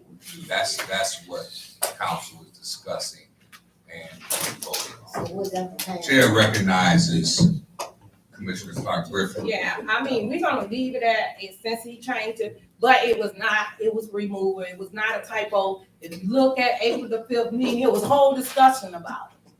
So it was not a typo, but we're gonna leave it at what it is. But I call let's for the tell the question. truth. I call for the question. Me too. Tell the truth. Yes. Commissioner Henderson. Commissioner Henry, Yes. Commissioner Isom, Yes. Commissioner Singleton, Yes. Mayor Pro Tem Seats, Commissioner Adams. Please. Yes. Commissioner Clark Griffin, Yes. Commissioner Edwards, Abstain. Mayor Pro Tem, Mayor Muhammad. Yes. Motion passed. This brings us to the appointment to the Dollar Ride Board of Commissioner Ron Singleton. Is there a motion for the approval? I make a motion to approve Ron Singleton to replace Commissioner Edwards to Dollar Ride Board. Is there a second? Support. That motion is made by Commissioner Edwards and supported by Commissioner Isom. Is there discussion? Chair recognizes Commissioner Clark Griffin. So when we got the agenda, it said that after Mr. Edwards resigned from the Dollar Ride, please don't interrupt me, point of order.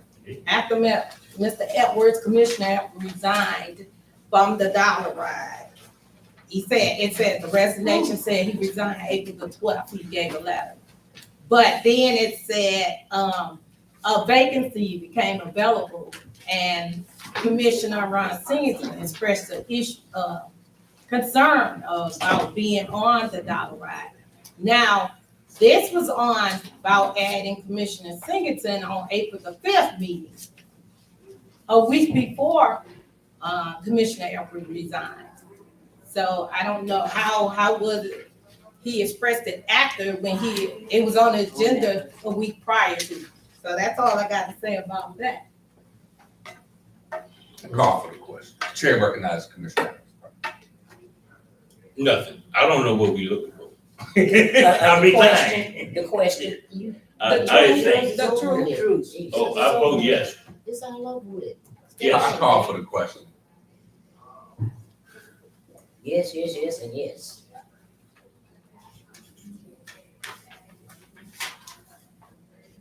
Support. Commissioner Isom, Yes. Commissioner Singleton, Yes. Mayor Pro Tem Seats, Commissioner Adams. Yes. Commissioner Clark Griffin, I abstain. Commissioner Clark Griffin, you have to vote. Well, no.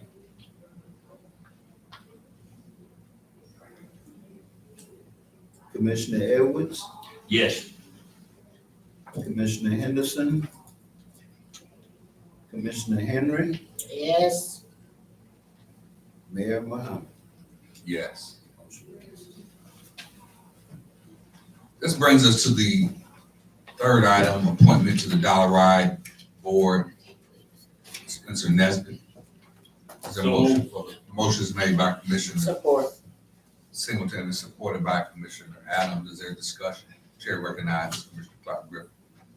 Okay, so, Mr. Nesbitt, wants to be, it just says, if he's a citizen and express interest. Okay, page 11 of the policy and procedure said that if you have to write a letter of interest or fill out an application, and then if you pass 2 commissioners, we have not received an application or a letter of interest. That was submitted to the legislative committee. But it says it's supposed to come to us too, and all the other appointments does, even the reappointment. I haven't seen it. I don't even know what he's been done in the community or anything. So, that's all. Thank you. I call for the question. Commissioner Singleton, Yes. Mayor Pro Tem Seats, Commissioner Adams. Yes. Commissioner Clyde Griffin, For clarity, it was not procedure and policy was not followed, so no. Commissioner Elwood. Yes. Commissioner Henderson, Commissioner Henry, I'm going to, vote yes, but I do know that policy and procedures weren't done properly. So it's just on to the next one, but I know that Mr. Nesbitt is gonna be a good candidate. So, no, it wasn't done correctly. And we will have that discussion later on. Thank you. Yeah. Commissioner Isom, Yes. Mayor Muhammad. Yes.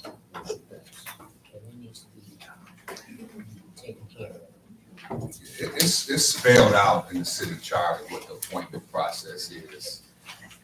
The mayor makes the appointment, the council confirms. Recommendation, And we didn't see a letter. The council confirms, the recommendation correct, after going to committee. correct. So it went through committee. The recommendation was from the mayor and the council has confirmed.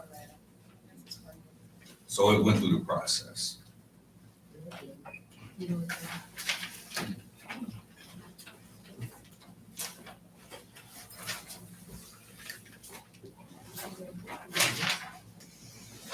So the resolution actually is correct for Dr. Tynes. One is for personal and finance. The other resolution is for planning and economic development. There is a typo on the agenda, but the resolutions read as they should. Number 4, reappointment to the Personnel and Finance Committee. Dr. Don Tynes, is there a motion for the approval? Motion to approve. Motion is made by Support. Commissioner Adams and supported by Commissioner Edwards. Is there discussion? Please call the roll. Mayor Pro Tem Seats, Commissioner Adams, Yes. Commissioner Clyde Griffin, Yes. Commissioner Edwards. Yes. Commissioner Henderson, Commissioner Henry, Yes. Commissioner Isom, Yes.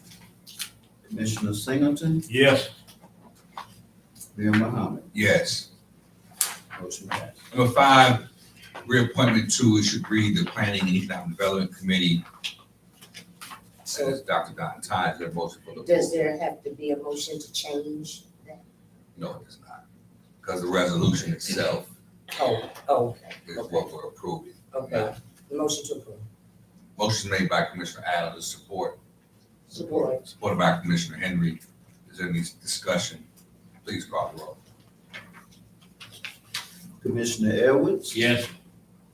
Commissioner Henderson, Commissioner Henry, Yes. Commissioner Isom, Yes.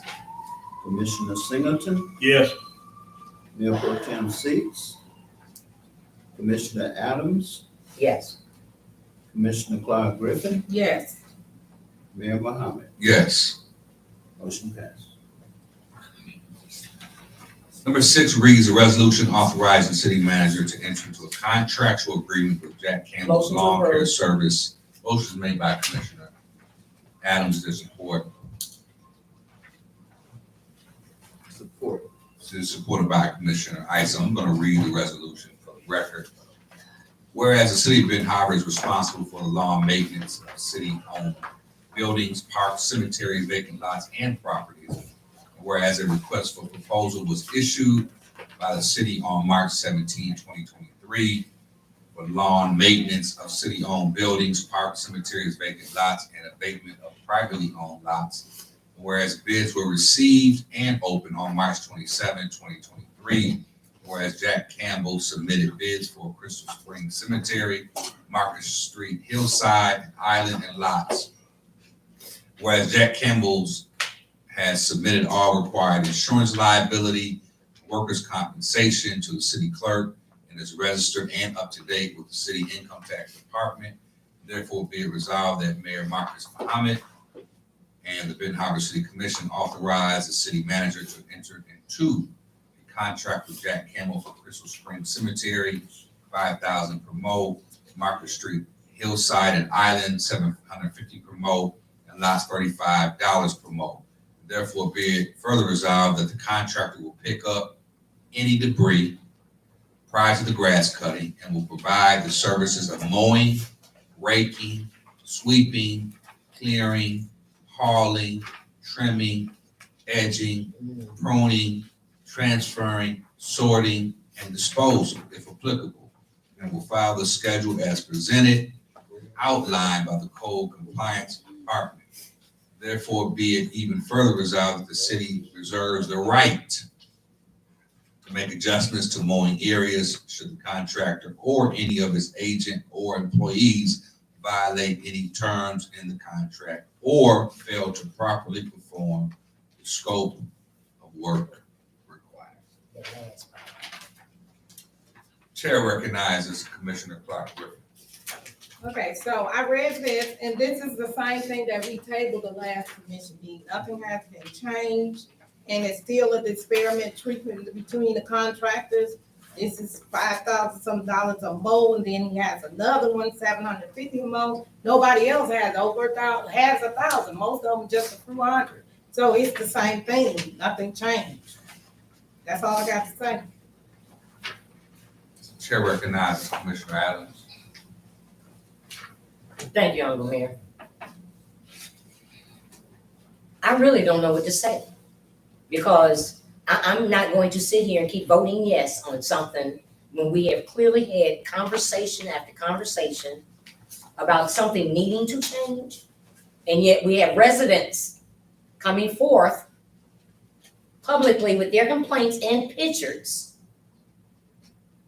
that are very displeased in knowing of the very resolution that you just read covers everything that was shown and expressed here this evening.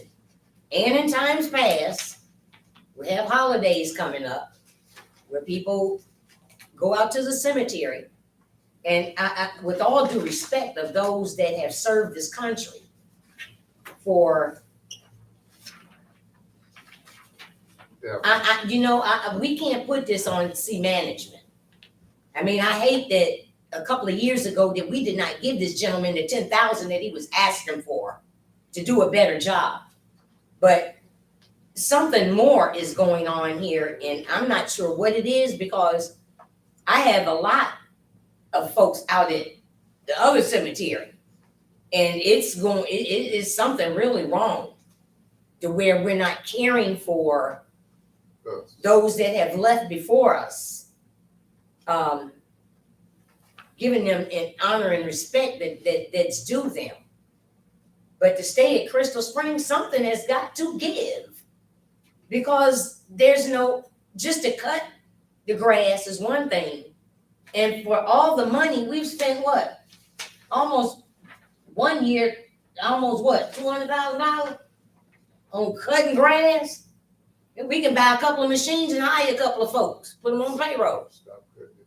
I remember when I was a kid, Public Works had a mower that would chop up grass so fine, wasn't no need for nobody to go back and rake or anything else. Leaves and all. I mean, something has got to give. We just can't keep, what's going to give? I'm going to let y'all handle it because I'm not supporting anything. Cause nothing's changing and something needs to.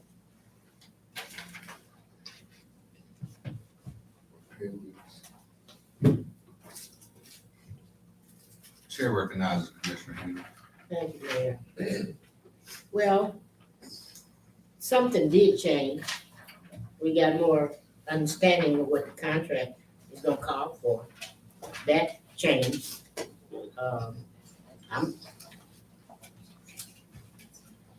I just want the work to be done correctly. I just want whatever amount of money that we're paying anyone, that the work is done correctly. So if we have someone to make sure the work is going to be done, and it also allows us to get out of the contract, and then hopefully it'll allow us also to move forward for next year and do in-house. So we're at the 1100 hour now for grass cutting. And I think that if staff can make each one of these contractors accountable, I would definitely approve it, just like it is, but it has to be incumbent of all of the things that they're talking about. Cause that's just not grass cutting. $5,000 is just not it's well too much money to just cut grass. So now other maintenance of the cemetery is gonna be, and if he can do it for that kind of money, and he's hiring Benton Harbor residents, I applaud him. So just for the record, the justification, the city of Ben Harbor is responsible for the lawn maintenance of city-owned buildings, parks, cemeteries, vacant lots, and properties. A request for proposal was issued by the city on March 17, 2023 for lawn maintenance services. Bids were received and opened on March 27, 2023. Proof of required insurance liability and workers' compensation was submitted to the city clerk. Contractor is registered and up to date with city income tax department. So Jack Campbell's lawn service has met all of the necessary requirements to receive a contract with the city of Benton Harbor. I think that the resolution is very concise and clear as it relates to the expectations. And there is a clause for termination of contract or breach of contract in the event that they're not performing their duties. I do agree with the Third Ward Commissioner that we are at the 11th hour. Mother's Day, Memorial Day, Labor Day, all these holidays are coming up. The last thing that I want to see is a paralysis from analysis where we don't have somebody out there doing the required necessary work that should be done like yesterday. So I support this resolution and I would like to see it move forward. Chair recognizes the person, Park and Recreation, Public Safety Chairman, Commissioner Singleton. Thank you, Mayor. The resolution definitely put some teeth into it. I think in the past, it didn't have some of that, Now it's on, I think it's incumbent on us, incumbent on those who are responsible for making sure that, the contract gets done like it's supposed to be. And so, I do agree to Third Ward Commissioner that it is 11th hour. We do have some teeth in the contract that if things do go a different way, we have some remedies, we just have to execute it. So I can support that. Thank you. Chair recognizes Commissioner Adams. Thank you, and I won't be with a minute because now we know who else to hold accountable. Public Safety Chair. But thank you, sir. You and your co-chair. But yeah, I agree. It's in the 11th hour, and I didn't realize that. Okay, I ain't gonna go there anymore. But it's more thorough now, the contract itself, because I thought those things were there. My question is, being in the 11th hour, heading towards the 12th, and we have dollars set aside for youth employment. What is the probability of us, why do we have to wait until school is out? And why can't we put some of these youth to work in the evening, to work with one of these contractors to do some of this stuff? Because it is so much. If it could be manicured, it will probably be easily kept up the rest of the season. That refer that to the Park and Yes. Recreation Chair and. He knew what I was talking about. Public Safety Committee for discussion. Okay. Or, I'll Thank you. Chair recognizes Commissioner Singleton. There's some things in works now. As a matter of fact, Mr. Little is Okay. putting that together. I think it's going to be like 2 different groups. And, I'll just let him explain it.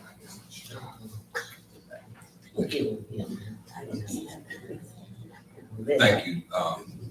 So the resolution in front of us is authorizing the city manager to enter into a contractual agreement with Jack Campbell's Lawn Care Service for lawn maintenance services for the 2023 season. Chair recognizes Commissioner Clark Griffin.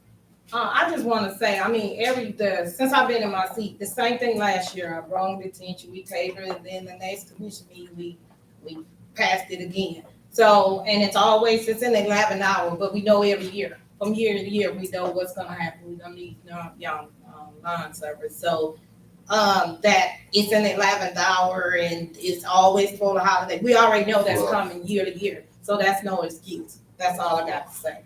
Call for the question. We go next to you.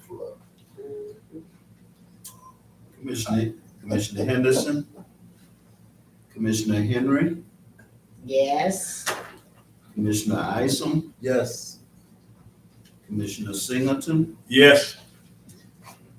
Mayor Pro Tem Seats, Commissioner Adams, Yes. Commissioner Clark Griffin, With clarity that we're working on in-house or something different, and so it be more favorable to all the contractors. Yes. Commissioner Edwards. Yes. Mayor Muhammad. Yes. Motion passes. This brings us to the number 7, resolution to authorize city manager to execute an agreement with John Young LLC. Motion to approve. Motion made by Commissioner Adams. Is there support? Support. It is supported by Commissioner Singleton. Is there discussion? Chair recognizes Commissioner Henry. During in committee, we talked about this in detail, and some questions were asked in detail about the contract. I don't know if everyone got it or not. I saw something. And, one question leads to another question, so, I guess I'll start my question off with, there was a study, for the water plant. And, we authorized it and paid for it. And I'd like to know exactly when that contract for the study ended. And I already see that charges from the Mr. Young's LLC started in July of 22. And we have had charges for every month up to October the 31st. So I need to know when that study ended and when did the professional service from John Young LLC was supposed to really start. And it's just so much cloudy stuff that I cannot figure out exactly what's going on, date-wise, money-wise. And so those are my questions that, when did the study end? And I already know when the last payment was made because I saw it. But I need to know those dates, please, through the chair. Mr. Manager. Thank you, Mr. Mayor. Commissioner Henry, and for the other commissioners, I'm going to work with the engineer and make sure I got these dates right. He started with us in August, was it? I July. believe it was July, he came into the site Could you visit. please come to the? Oh, I'm sorry. That's YouTube. I believe he flew out and visited the water plant and did a site visit in July of last year. Now, let's answer the question about when did the study start? The study started long before him, It did. so give that time frame, please. I don't have the dates. I'm sorry. I didn't realize that was on the agenda. I do That know. can be forwarded to the. Yeah, We don't want I to give out any misinformation. Sure. Right. Or estimated Sure. information because it's government. Yep. Dissemination, so we want to be exact, actual facts. Okay. So we'll follow up with the commissioner on that. Okay.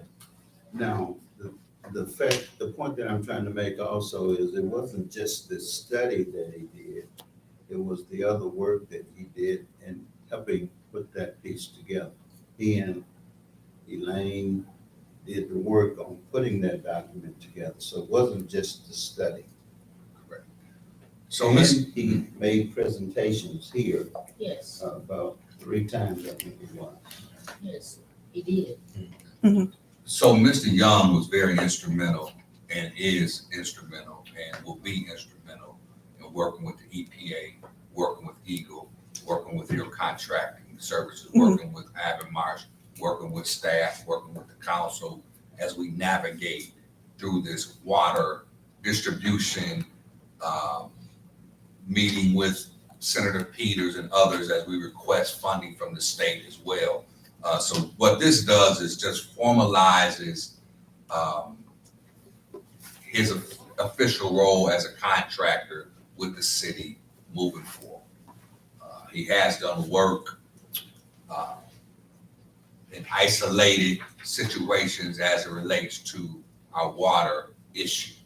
But this actually, we're entering into contract with Mr. Young as we should, because there's yet more work to do. And a agreement has been drawn up, and that's what's in front of the council tonight. Chair recognizes Commissioner Adams. So my guess, my initial question is, when Mr. Young first came on, when he showed up, he was oversight that I had been complaining that we needed out at the water plant, knowing that there was an issue. Nobody heard that though. It went on for a whole 6-7 months. We finally got somebody. A document was signed that set this into motion, and the state, I guess, put the oversight that was needed out there. Is it the state that's taking care of this portion of this bill? This is the city of Benton Harbor entering into a contract with. Okay, we're entering into a contract. Is this for the 800 and something that Senator Peters put forth to pay? Okay, I asked this gentleman the same question when he was here. That money from Before the us. federal government is for the water filtration plant. That's not for a contract with Mr. Young. It's not to. So we are going to incur the cost of paying Mr. Young as well as our water hike. Our water rates going up. The water See, rates. I had asked this The question once water rates before. has nothing to do with Mr. Young. I know it doesn't have anything to do with Mr. Young per se, but they're all in the same scope of work. And I'm not going to sit here and not ask the question that I need answers to be able to tell my constituents when I speak with them. Do I need to read the entire Go agreement? ahead. Please. Don't do it. For the record, this is for Closed your session. reading.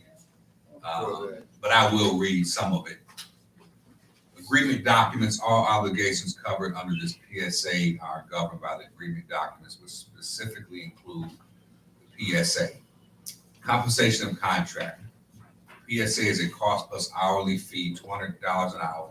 Contract plus reimbursable expenses, travel costs including airfare, rental car, hotel, mileage, tolls, and parking. Although the project scope cannot be definitely defined at this time, total billing will not exceed $60,000 unless previously approved by the owner. Owner shall pay contractor for all services and reimburse expenses on a monthly basis or as otherwise stated herein, which shall be due and payable within 30 calendar days. If the owner fails to make any payment, will due, contractor may suspend performance of services hereunder until all past due amounts are paid. Performance standards. The contractor should perform its services consistent with the professional skill and care ordinarily provided by other contractors performing similar services in the same or similar locality under the same or similar circumstances. Contractor should perform its services as expeditiously as it is consistent with such skill and care and orderly progress of the project. The memo reads, John Young has provided the city with general consultation, report preparation, meetings, presentations, and technical analysis as relates to the alternative analysis in TMF capacity. So the study, the alternative analysis that needed to be presented to EPA, John Young, working with our other contractors, prepared that for the EPA. EPA has released us from that order. Now, Mr. Young will be working with Eagle because we're still in an administrative consent order with the state of Michigan. So Mr. Young is the contractor that's working with them. And by the way, Mr. Young is at the top in terms of professional skill and recognition. In fact, his son is Over working 40 with years. the city of Washington, D.C. In a similar effort. So the city of Ben Harbor is receiving the residents expert as relates to water analysis, water filtration plant skills and expertise to help us navigate so we can provide safe and clean water and be in compliance with the Clean and Safe Drinking Water Act.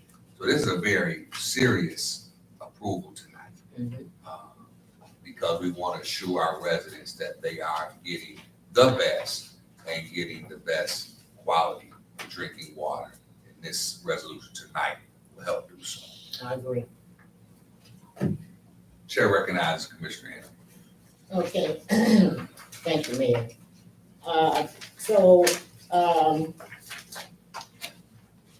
My next question would be about the finance. If we have already a little over $20,000 in expenses that he has incurred, and not to exceed 60,000, and we're talking travel. So I'm asking, does he give us maybe a timeline of how many times he's gonna travel between his home and Benton Harbor?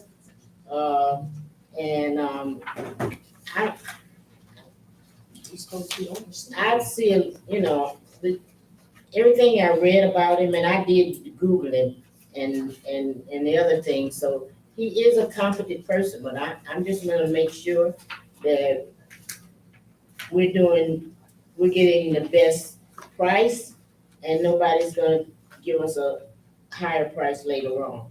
Oversight. So that's why the resolution states there's a ceiling. Yeah, limit. I got that, and And what- the first one didn't have all of that information in it. So, anyone know if he's got $40,000 more to get out of the public trough, so I guess if he can come back, he's spending $1,000 every trip that he backs and forth. That's $1,000 round trip. So he'll spend his money, the rest of the 60,000, like however he needs. As long as we hold him accountable for everything on here that he's supposed to do. And that's why the resolution reads, we authorize the city manager to execute an agreement with John Young LLC. So, and our attorney is involved with looking at the agreement and making sure that the city of Ben Harbor is protected, I presume. I did review the contract and I think I made some of the changes that were regarding the hourly rate, and I had questions as to how much this was gonna cost the city, because that wasn't in the first document. So those changes were made. By your office, working with the manager. Yes. Thank you. So who do we hold accountable for oversight other than ourselves? So that's why we're authorizing the city manager to execute an agreement with John Young. And we hold the city manager accountable. So I call for the question. Mr. Manager.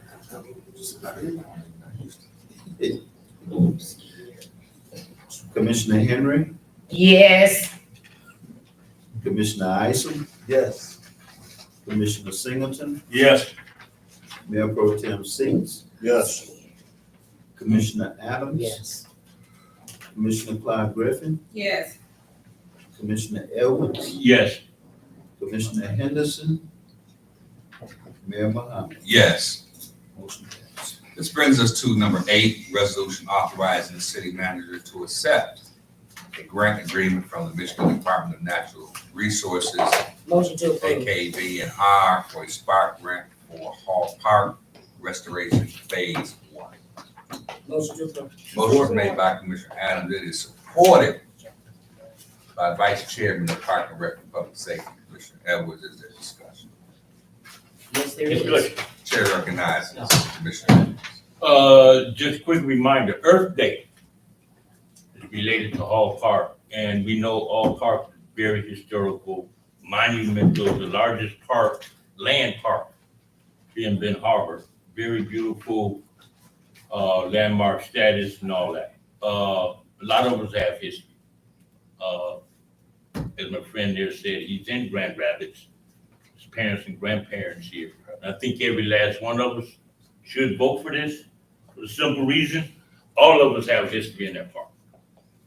Every last one of us got history.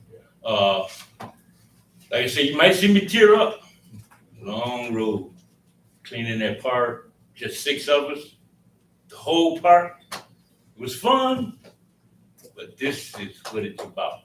This is what it's about. Not only this one, all the rest of them, but hey, I'm gonna get out the way. I'm just overjoyed. Chair recognizes Commissioner Adams. Thank you.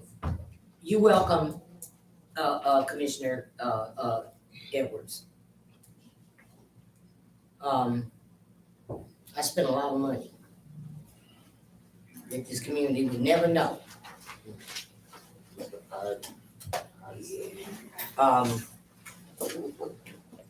Hall Park. Been fighting for it ever since I've been down there. It's some money came through for Hall Park, and I think it somehow got away from the other commissioners. No money ever came. Early part of 2000, yes it did, the middle. or No somewhere in money there. ever came to Hall.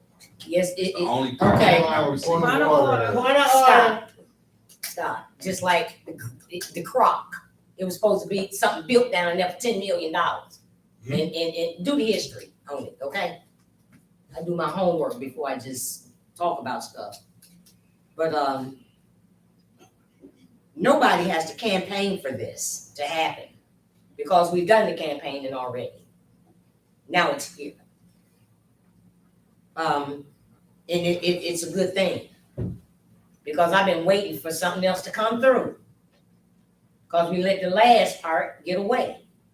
And it ended up building the beautiful walking deck that's along the lake down by Fisherman Park. Sure did. I was fighting real hard for that money for Hall Park, Ox Creek. But now we have an opportunity, and I can still see the same vision. A beautiful, putting that water flowing back in one lane, and some tables and stuff, setting out of children playing, laughter and stuff in the community. I see the same thing in all the rest of the parks too. White ducks and some hot dogs. Thank you. Thank you, no need to, but Commissioner. I'm not Singleton. I'm not done. What I'd like to know though is how much, because there's a percentage, these are federal dollars. And jobs for residents will always come up. And I keep asking the question about the last project of the millions that just came through with the lead lines. How much of a percentage is being held then? And what are we doing to put things in place now for these federal dollars that has that attachment to it? You have that? Read. Chair recognizes Commissioner Singleton. I don't have it. I Citizens don't. just done a statement, this grant definitely, as it was stated in the, Public Safety Department Committee was, definitely a very competitive grant, and thank the people who worked on it real hard. And to, like you say, was, we were only 20-something gave out. And this is, it was discussed, even with citizens about some of the things that, they like to see happen there. So it was a collaborative, effort. I think with all that information they took back in the grantors, looked at it and probably seen how we did it. And, we got the grant. This is a, opening for, some of the things that the Planning and Economic Development Committee is working on, also with the larger picture of Ox Creek, so, which is, I think, that project, from the state, we have broken up $20-some million for that. But this is definitely a start. Open the door wide for the other projects to happen. And, we just, as I stated, the Public Safety Committee meeting, we're definitely blessed to get this. Thank you. Last year at the Michigan Municipal League Conference, the municipalities were notified that it was $65 million for the Spark grant that we were advised to come back home and apply immediately. And I want to congratulate Mr. Mitchell and the staff working with Abby Marsh and our contractors who put the grant package together, which obviously had to show some expertise and wherewithal. And out of 100 or so that applied, as Commissioner Singleton presented, Ben Harbor was one of 21 on the front end to receive the monies. Much more will be given out. We also applied for over $600,000 for Gene Clark Park, and we have one others. I believe we can apply for 3. But we were awarded for this one. So at 12 o'clock, between 12 and 3, the presentation and check will be presented around 12:20 this Saturday. So we're inviting everyone to come out. But this is a victory for the whole city. Yes. It's a victory for the community. It's no, body to get the credit. It's people working together. And that's what's most important for our community. So I'll call for the question.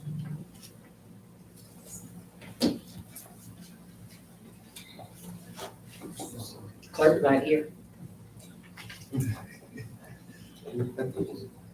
Speed it up, y'all. Isom, Mr. Commissioner Isom, Yes. Commissioner Singleton, Yes. Mayor Pro Tem Seats, Commissioner Adams. Yes. Commissioner Clark Griffin, Yes. Commissioner Edwards, Yes. Commissioner Henderson, Commissioner Henry, Yes. Mayor Mohammed. Yes. Motion passed. Number 9, resolution authorizing submission of a transportation. Motion to approve. Motion is made by Commissioner Adams, supported by Commissioner Edwards. So what Is there any discussion? what is it? It's really so fair out. Chair recognizes Commissioner Adams. What committee did this come through? And I just need a refresher of what surfacing. Okay, Empire to, West Empire. oh. Oh, okay, the other end, by the high school. It's starting at, Go back to the river. seems like it will go back further than that. Yes. We're dealing with an allotment of money.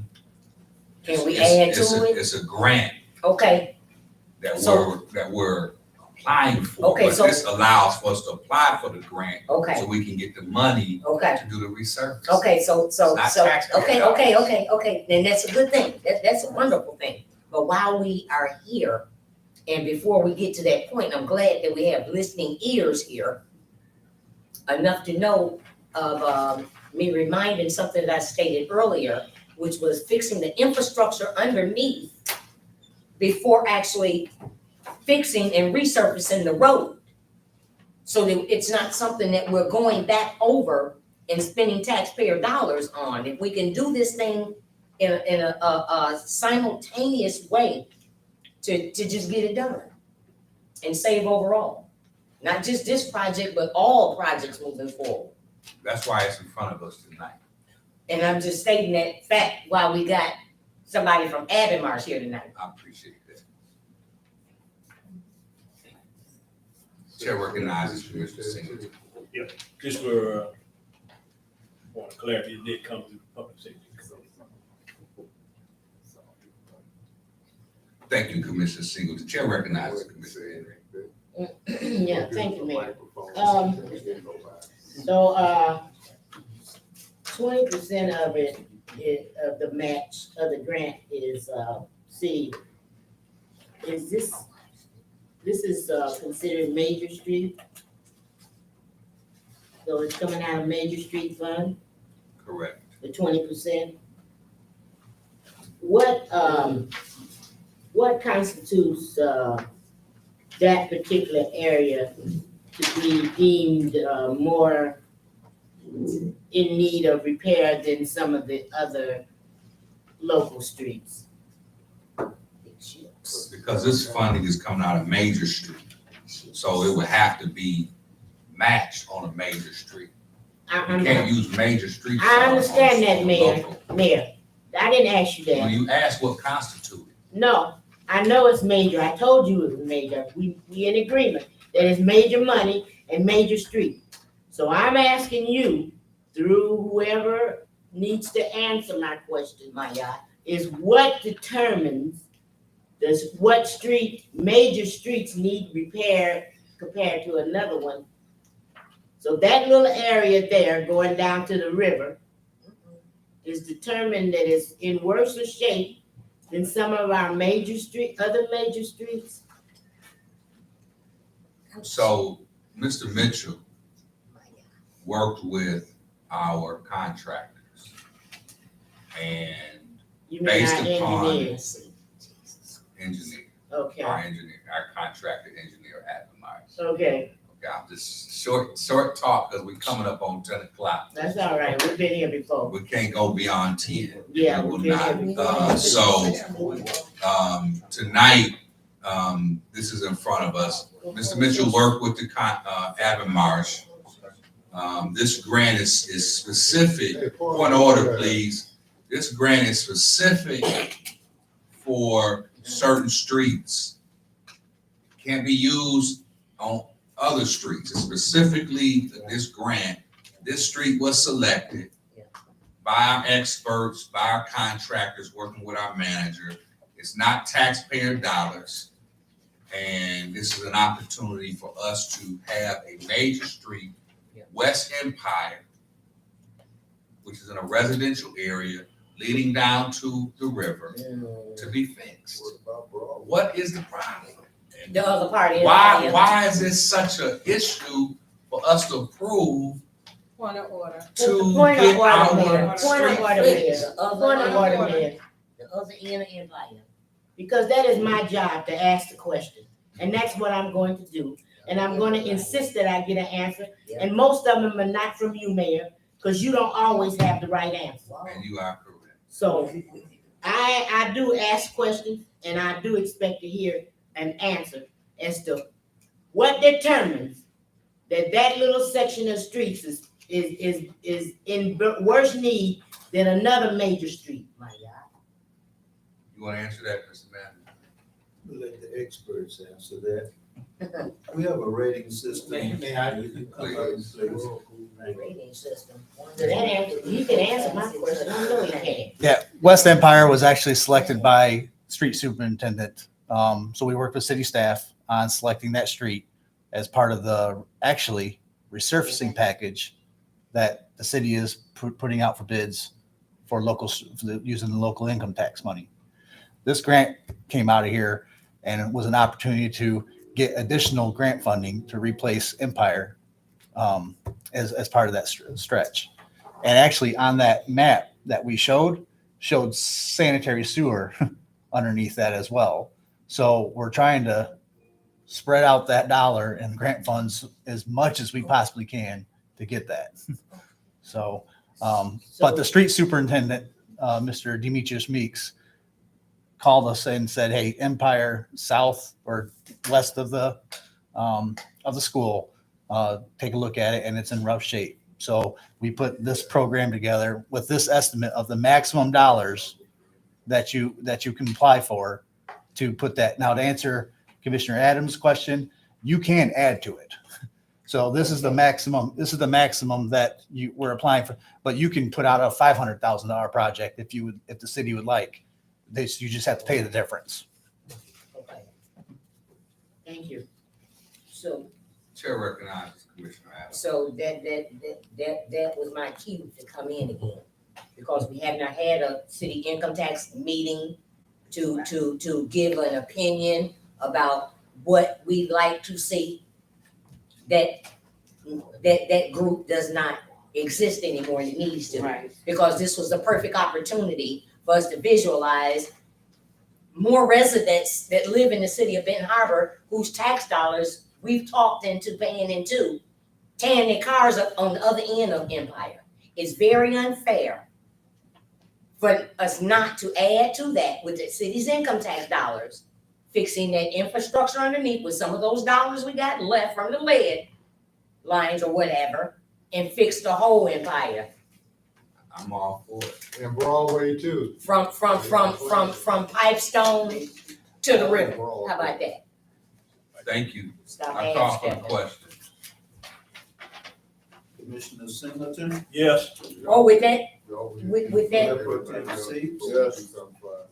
Commissioner Adams?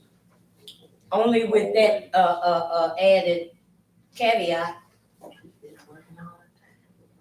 What's your, yes. Commissioner Clyde Griffin? Yes. Commissioner Edwards? Yes. Commissioner Henderson? Commissioner Henry? Yes. Commissioner Ison? Yes. Mayor Muhammad? yes. Motion passes. Somebody This brings smiled us too hard. to number 10. Last but not least, resolution adopting a final project planning document for wastewater system improvement Motion to approve. and designating the city manager as the authorized project representative. Support. It is, a motion has been made by Commissioner Adams and it is supported by Commissioner Singleton. Is there discussion? Chair recognizes Commissioner Clark. I just want clarity on the last paragraph. where it said, be it further reserved that the city manager, a position currently held by Ella Smith Mitchell, is designed as authorized representative for all activities associated with the project referenced above, including the submitter of said project planning document. Clarify that. Are we saying that we're authorizing the city manager to do that without anything coming to us? Just at will to do whatever he wants with that project? Just clarity. I want So- clarity on it. Mr. Mitchell is working with the presenters who will be submitting the grant on our behalf. But any execution, any dollars, any allocations, all has to come back to the city council. The city manager is the authorized representative Signature. to work with those said entities. Okay, I just wanted on record. Thank you. Thank you. I just have, Chair recognizes Commissioner Adams. thank you, sir. I just have, the same question as three others when it comes to federal funding. And these are federal dollars. And we are, I'm still talking about that same percentage with the hopes that we can get some residents, some households in the community, food on the table. And let's not wait, but let's start some early advertisement. We have, our state representative that has put forth training, and hopefully that's occurring or about to. If they can get the proper, training they need to secure some of this work with whatever contractor will take them on. Thank you. Call for the question. Mayor Pro Tem Six. Commissioner Adams, Yes. Commissioner Clark Griffin, Yes. Commissioner Edwards. Yes. Commissioner Henderson, Commissioner Henry, No. Commissioner Ison, Yes. Commissioner Singleton, Yes. Mayor Muhammad. Yes. Motion passed. Chair recognizes the Director of Public Safety, Director McGinnis. Chair recognizes our City Assessor, Assessor Story. Chair recognizes Community Economic Development Director, Director Little. Thank you, Sal. Try and be brief. I'd just like to remind everybody that over a year ago, almost two, I mentioned to everybody the time schedule that these federal dollars are moving on. That they 80% committed by 2024, end of the fiscal year, must be spent by 2026. You see that happening with these funds. It's happening with everything else that we have going on. And right now, just to remind you, we're making an effort to get monies for the city for housing. We're going after EV, electrical vehicle chargers and whatnot. We're going after broadband and whatever. And all of this is within a relatively short time frame. But we're also still managing and trying to meet our obligations with CDBG. And basically that all winds up coming back to just Mr. Mitchell and I. So I just want to mention that so that you be patient in terms of some of the things that we may be trying to get for you, whatever. But we're trying to meet these deadlines and it's tough. But that's why I'm down there evenings and weekends trying to keep it going, because I have a lot of days that the entire day is meeting after meeting after meeting. And to write, I've got to be around here when everybody's gone to do it. Thank you. Chair recognizes the City Attorney, Attorney Rock. No reports, number. Thank you. The Chair recognizes the City Manager, Manager Mitchell. No, oh, yes, I would like to say one item. And that is,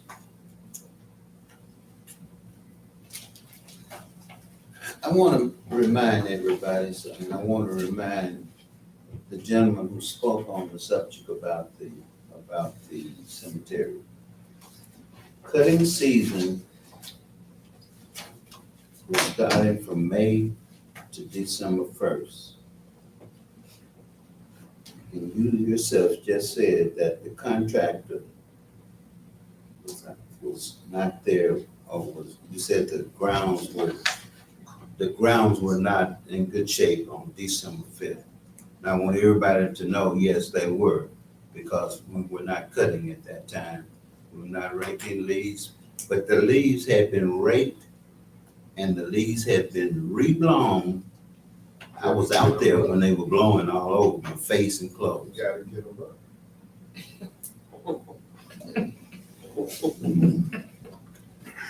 That's what leaves do. Chair recognizes, point of order, please. Yes, sir. Chair recognizes Commissioner Clark Griffin. First of all, I want to thank everybody for coming out. And I'm happy, you know, that Jean Clark Park and Hall Park, which is in the 4th Ward, you know, so the biggest park and historical park. So I'm happy that they're getting done. And I remember when I was probably in my early 20s, and they used to have the baseball games down at Hall Park. And I used to take me and my sons down there because it was walking distance and see the game. So I'm excited. But I do also want to see more inner city. You know, Hall Park is inner city. It's the oldest park, but I wanted to see it even further. I want to see some more of because it's nothing being done to a lot of the other parks that's deep in the inner city. So I would like to see those also done, you know. I just want to say the 4th Ward cleanup went really well. The community giveaway went really well. We did Pasadena and Edwards and North Lyons, and a big eyesore, Riverside. And not only did we do Ben Harbor side, we got permission and did Ben Township side. And they sent me a thing that they were so grateful. So, you know, can you imagine one person organizing this, and the 4th Ward is the biggest ward, so area-wise. So I'm just so excited, and we're doing one block at a time, streets at a time. Also, I want to say I was so proud for you at home and you here, that 4th Ward resident. They took it upon themselves to clean their block, the 800 block of Waseda. They contacted me and they said, well, we taking pride in our ward. We love our street. It's quiet. And they said, we got 4th Ward. So I just want to give a shout out to those residents that cleaned their block, and it looks wonderful. They took it upon themselves, and we're still waiting on the sweeps. Sweet, whatever. But anyway, we're still waiting on that. But it looks good. I think some of you guys seen it on Facebook. So yeah, I just so proud to see that residents are taking notice to what their commissioner are doing, and they're following suit. And I'm pleased to also say that the areas, the streets that we cleaned in August and now, and the ones we just did a few weeks ago, they have not been dumped. They're still clean. So have a good night, everybody. Great job, Commissioner Clark Griffin. Chair recognizes Commissioner Adams. Thank you. I want to thank the residents, those that came out, taking time out of the busy schedule, engaging yourself to see how your government is working for you or not, because sometimes it just doesn't. We've talked about so many things, and I'm gonna make this brief. But I wish that at some point, and if we have some dollars left, that we could get a leaf truck. A leaf truck. A leaf truck that could go and get those leaves, because we have a lot of dead trees, and we got a wood chipper. And we should be hearing that joker throughout the whole community. Yeah. You should hear that going all day. I mean, after letting the kids break, I don't want to burn it out. But we should invest in a leaf truck too. The street sweeper, I'm concerned because I follow it sometimes, and I think it's sad, very unfortunate that we've let things get so out of hand to where the dirt is so thick on the curb that it seems like a plow truck would go through there to lift that dirt and put it in a truck, instead of our brand new street sweeper putting all of its energy into picking up that heavy, wet dirt. She won't last long, because I think I've seen the others before her go through the same thing, and she's not gonna last long. I wish that that we could do more with, the heart and health and wealth of our people in the community that seem to have lost hope. And some of us have gotten too older to do some of the things that we used to do. So that's that human infrastructure that we're gonna hold Senator Peters, the Biden administration to, and putting forth some jobs and creating for some of the youth to take care of some of the elderly people. And hopefully some of those youth jobs during the summer to put them to work in the community to take care of, hopefully to take care of some of the elderly people. Because some of you that's sitting young and looking good now, you can only pray that you get there. But you might need some help holding the shovel. Or somebody to shovel for you. So we take a lot of things for granted, but I was just talking to a young lady though, that she says, look at all of these beautiful abandoned homes. People have lost hope and packed up and left. And it's sad, very unfortunate. Some have just died. And some family members not able to upkeep. And we lose a lot of things. And how can we ever build generational wealth if we don't stick together and try to come together as a community in rebuilding a village? And with that, I'll say good night. Chair, thank you, Commissioner Adams. Chair recognizes Commissioner Henry. I thank all the citizens that sit in here and listen to all of that, all on YouTube. I thank you for paying attention to what's going on in your government. Opportunities is what's gonna happen for us. But we have to get you, especially that large population of 18 to 40. We need to get you involved so you'll be ready for all the opportunities that are coming next year and this year. I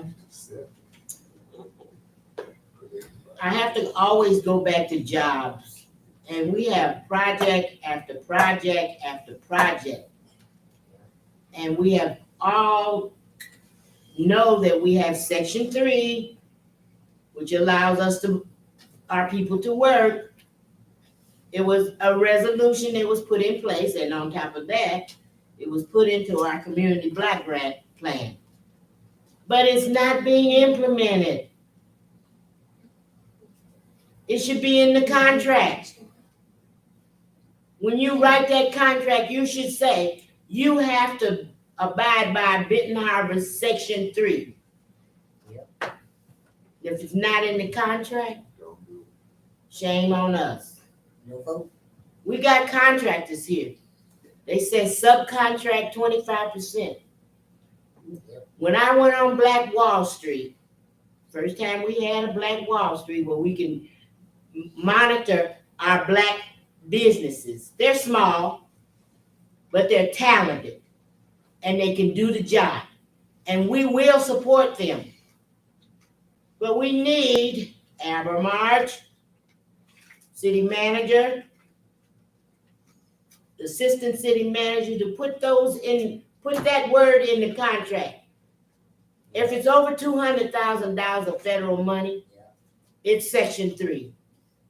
If it's Benton Harbor's money, it's 25% should go to subcontractors.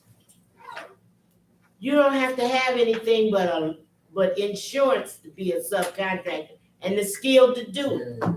So, Amber March and the city staff, we want to see that every contract have some opportunities for apprenticeship training or on-the-job training or to work.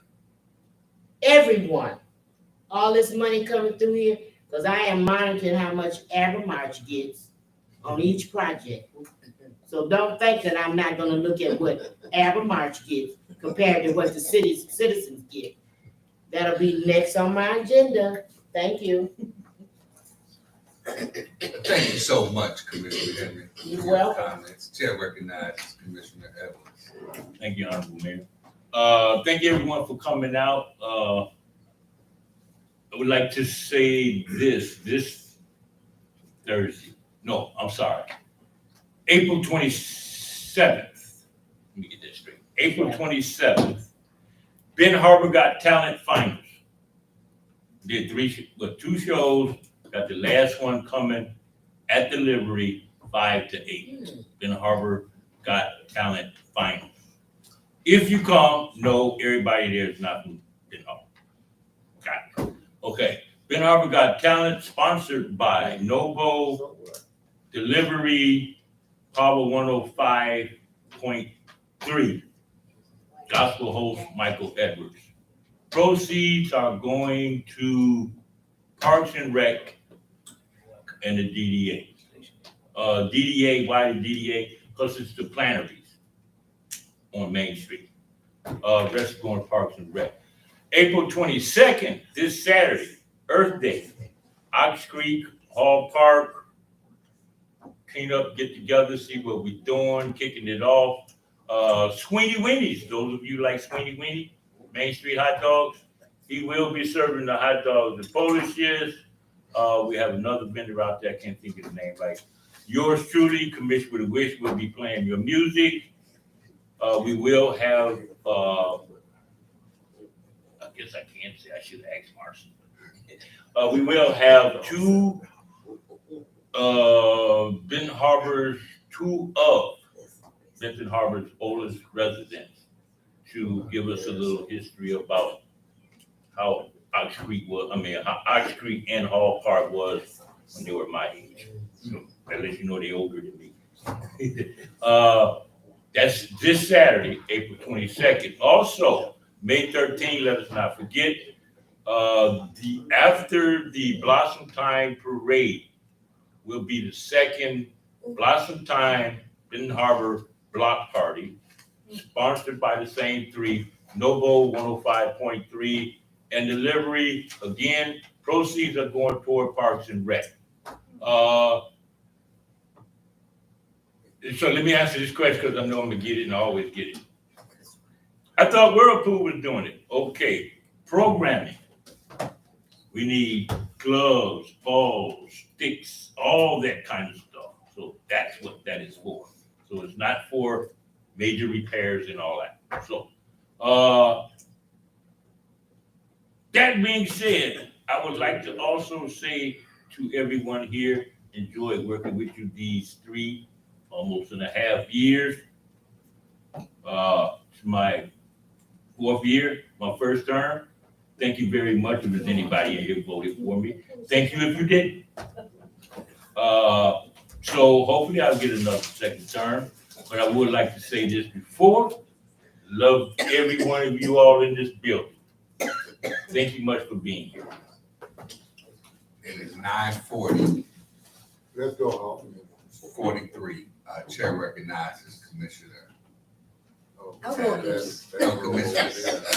Commissioner Isom, I know. Thank you, Honorable Mayor. I just want to thank everyone for coming out and all the road repairs going on.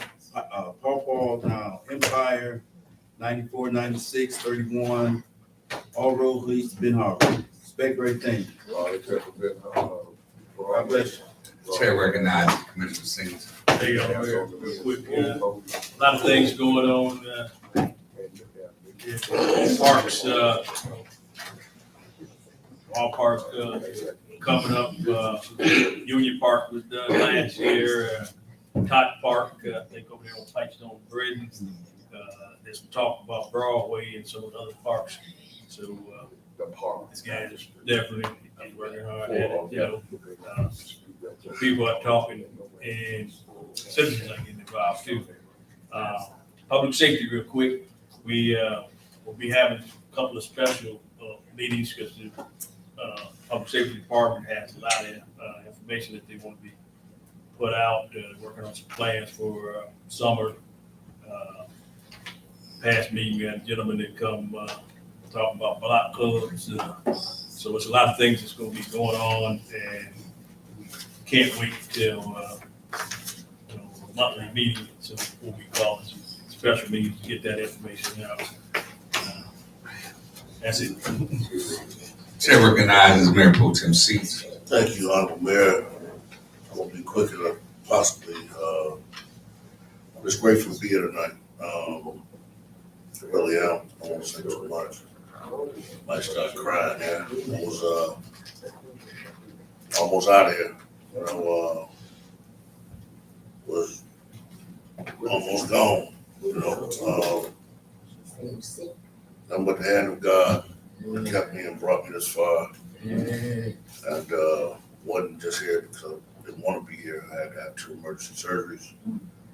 And to God be the glory, I'm still here with the prayers of righteous, with the prayers of the naysayers or whatever, because some people probably want to be dead, but I'm grateful. I really am, for life. I solicit everybody to make sure that you get your checkups. Don't wait 10, 15 years to go get a checkup. Don't wait for something to come and get you. Go get it. Because better sooner, before you catch it, the better off you'll be. So I'm thankful, I'm aware for your calls, Director Little, city manager, everybody who called, with your concern and your prayer. I appreciate you greatly. And as they would say back in the day, I got a feeling that everything's gonna be all right. So thank you for this time. Thank you, Mayor Pro Tem Seats, and we pray that your recovery continue to be successful. I'd like to thank the residents for coming out. I'd like to thank everyone for their comments, input tonight. That's what makes government diverse and makes it work. We are in talks with our state representative. We had a successful meeting.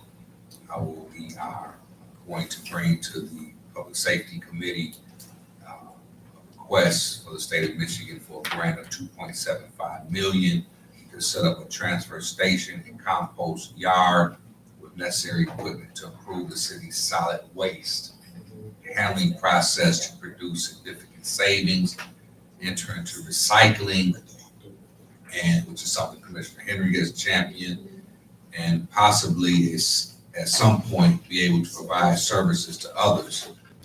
Where we'll be able to pick up debris, pick up couches, pick up leaves, and not be able to address dumping and not have the strain on our public works to take it out and be charged with exorbitant cost at the landfill. So this will empower and put us in a position to control our own waste. I'd like to congratulate all the appointees tonight. And just, the city of Benton Harbor, I think that we are blessed. When I look at Mayor Little Rock, which was totally devastated by tornadoes, the flooding, what's happening on the West Coast. We see shootings, so I shout out to public safety for helping to manage the crime and the violence, where we see a downtick in the city of Benton Harbor. But, I think that we should just be grateful. There's a lot of good things that's happening. It's no one person, no one group, it's us working together. And I think that if we continue in that spirit and in that effort, then Harbor will continue to move forward. Thank you for coming out. Is there a motion to adjourn? Motion to adjourn. Motion made by Commissioner Adams.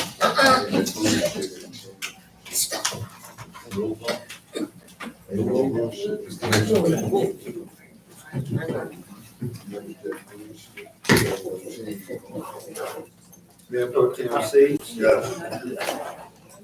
Commissioner Adams, Yes. Commissioner Clyde Griffin, Commissioner Edwards, Yes. Commissioner Henderson, Yes. Commissioner Henry, Yes. Commissioner Isom, Yes. Commissioner Singleton, Yes. Mayor Muhammad. Yes. I thought I thought he said it. Should I come and call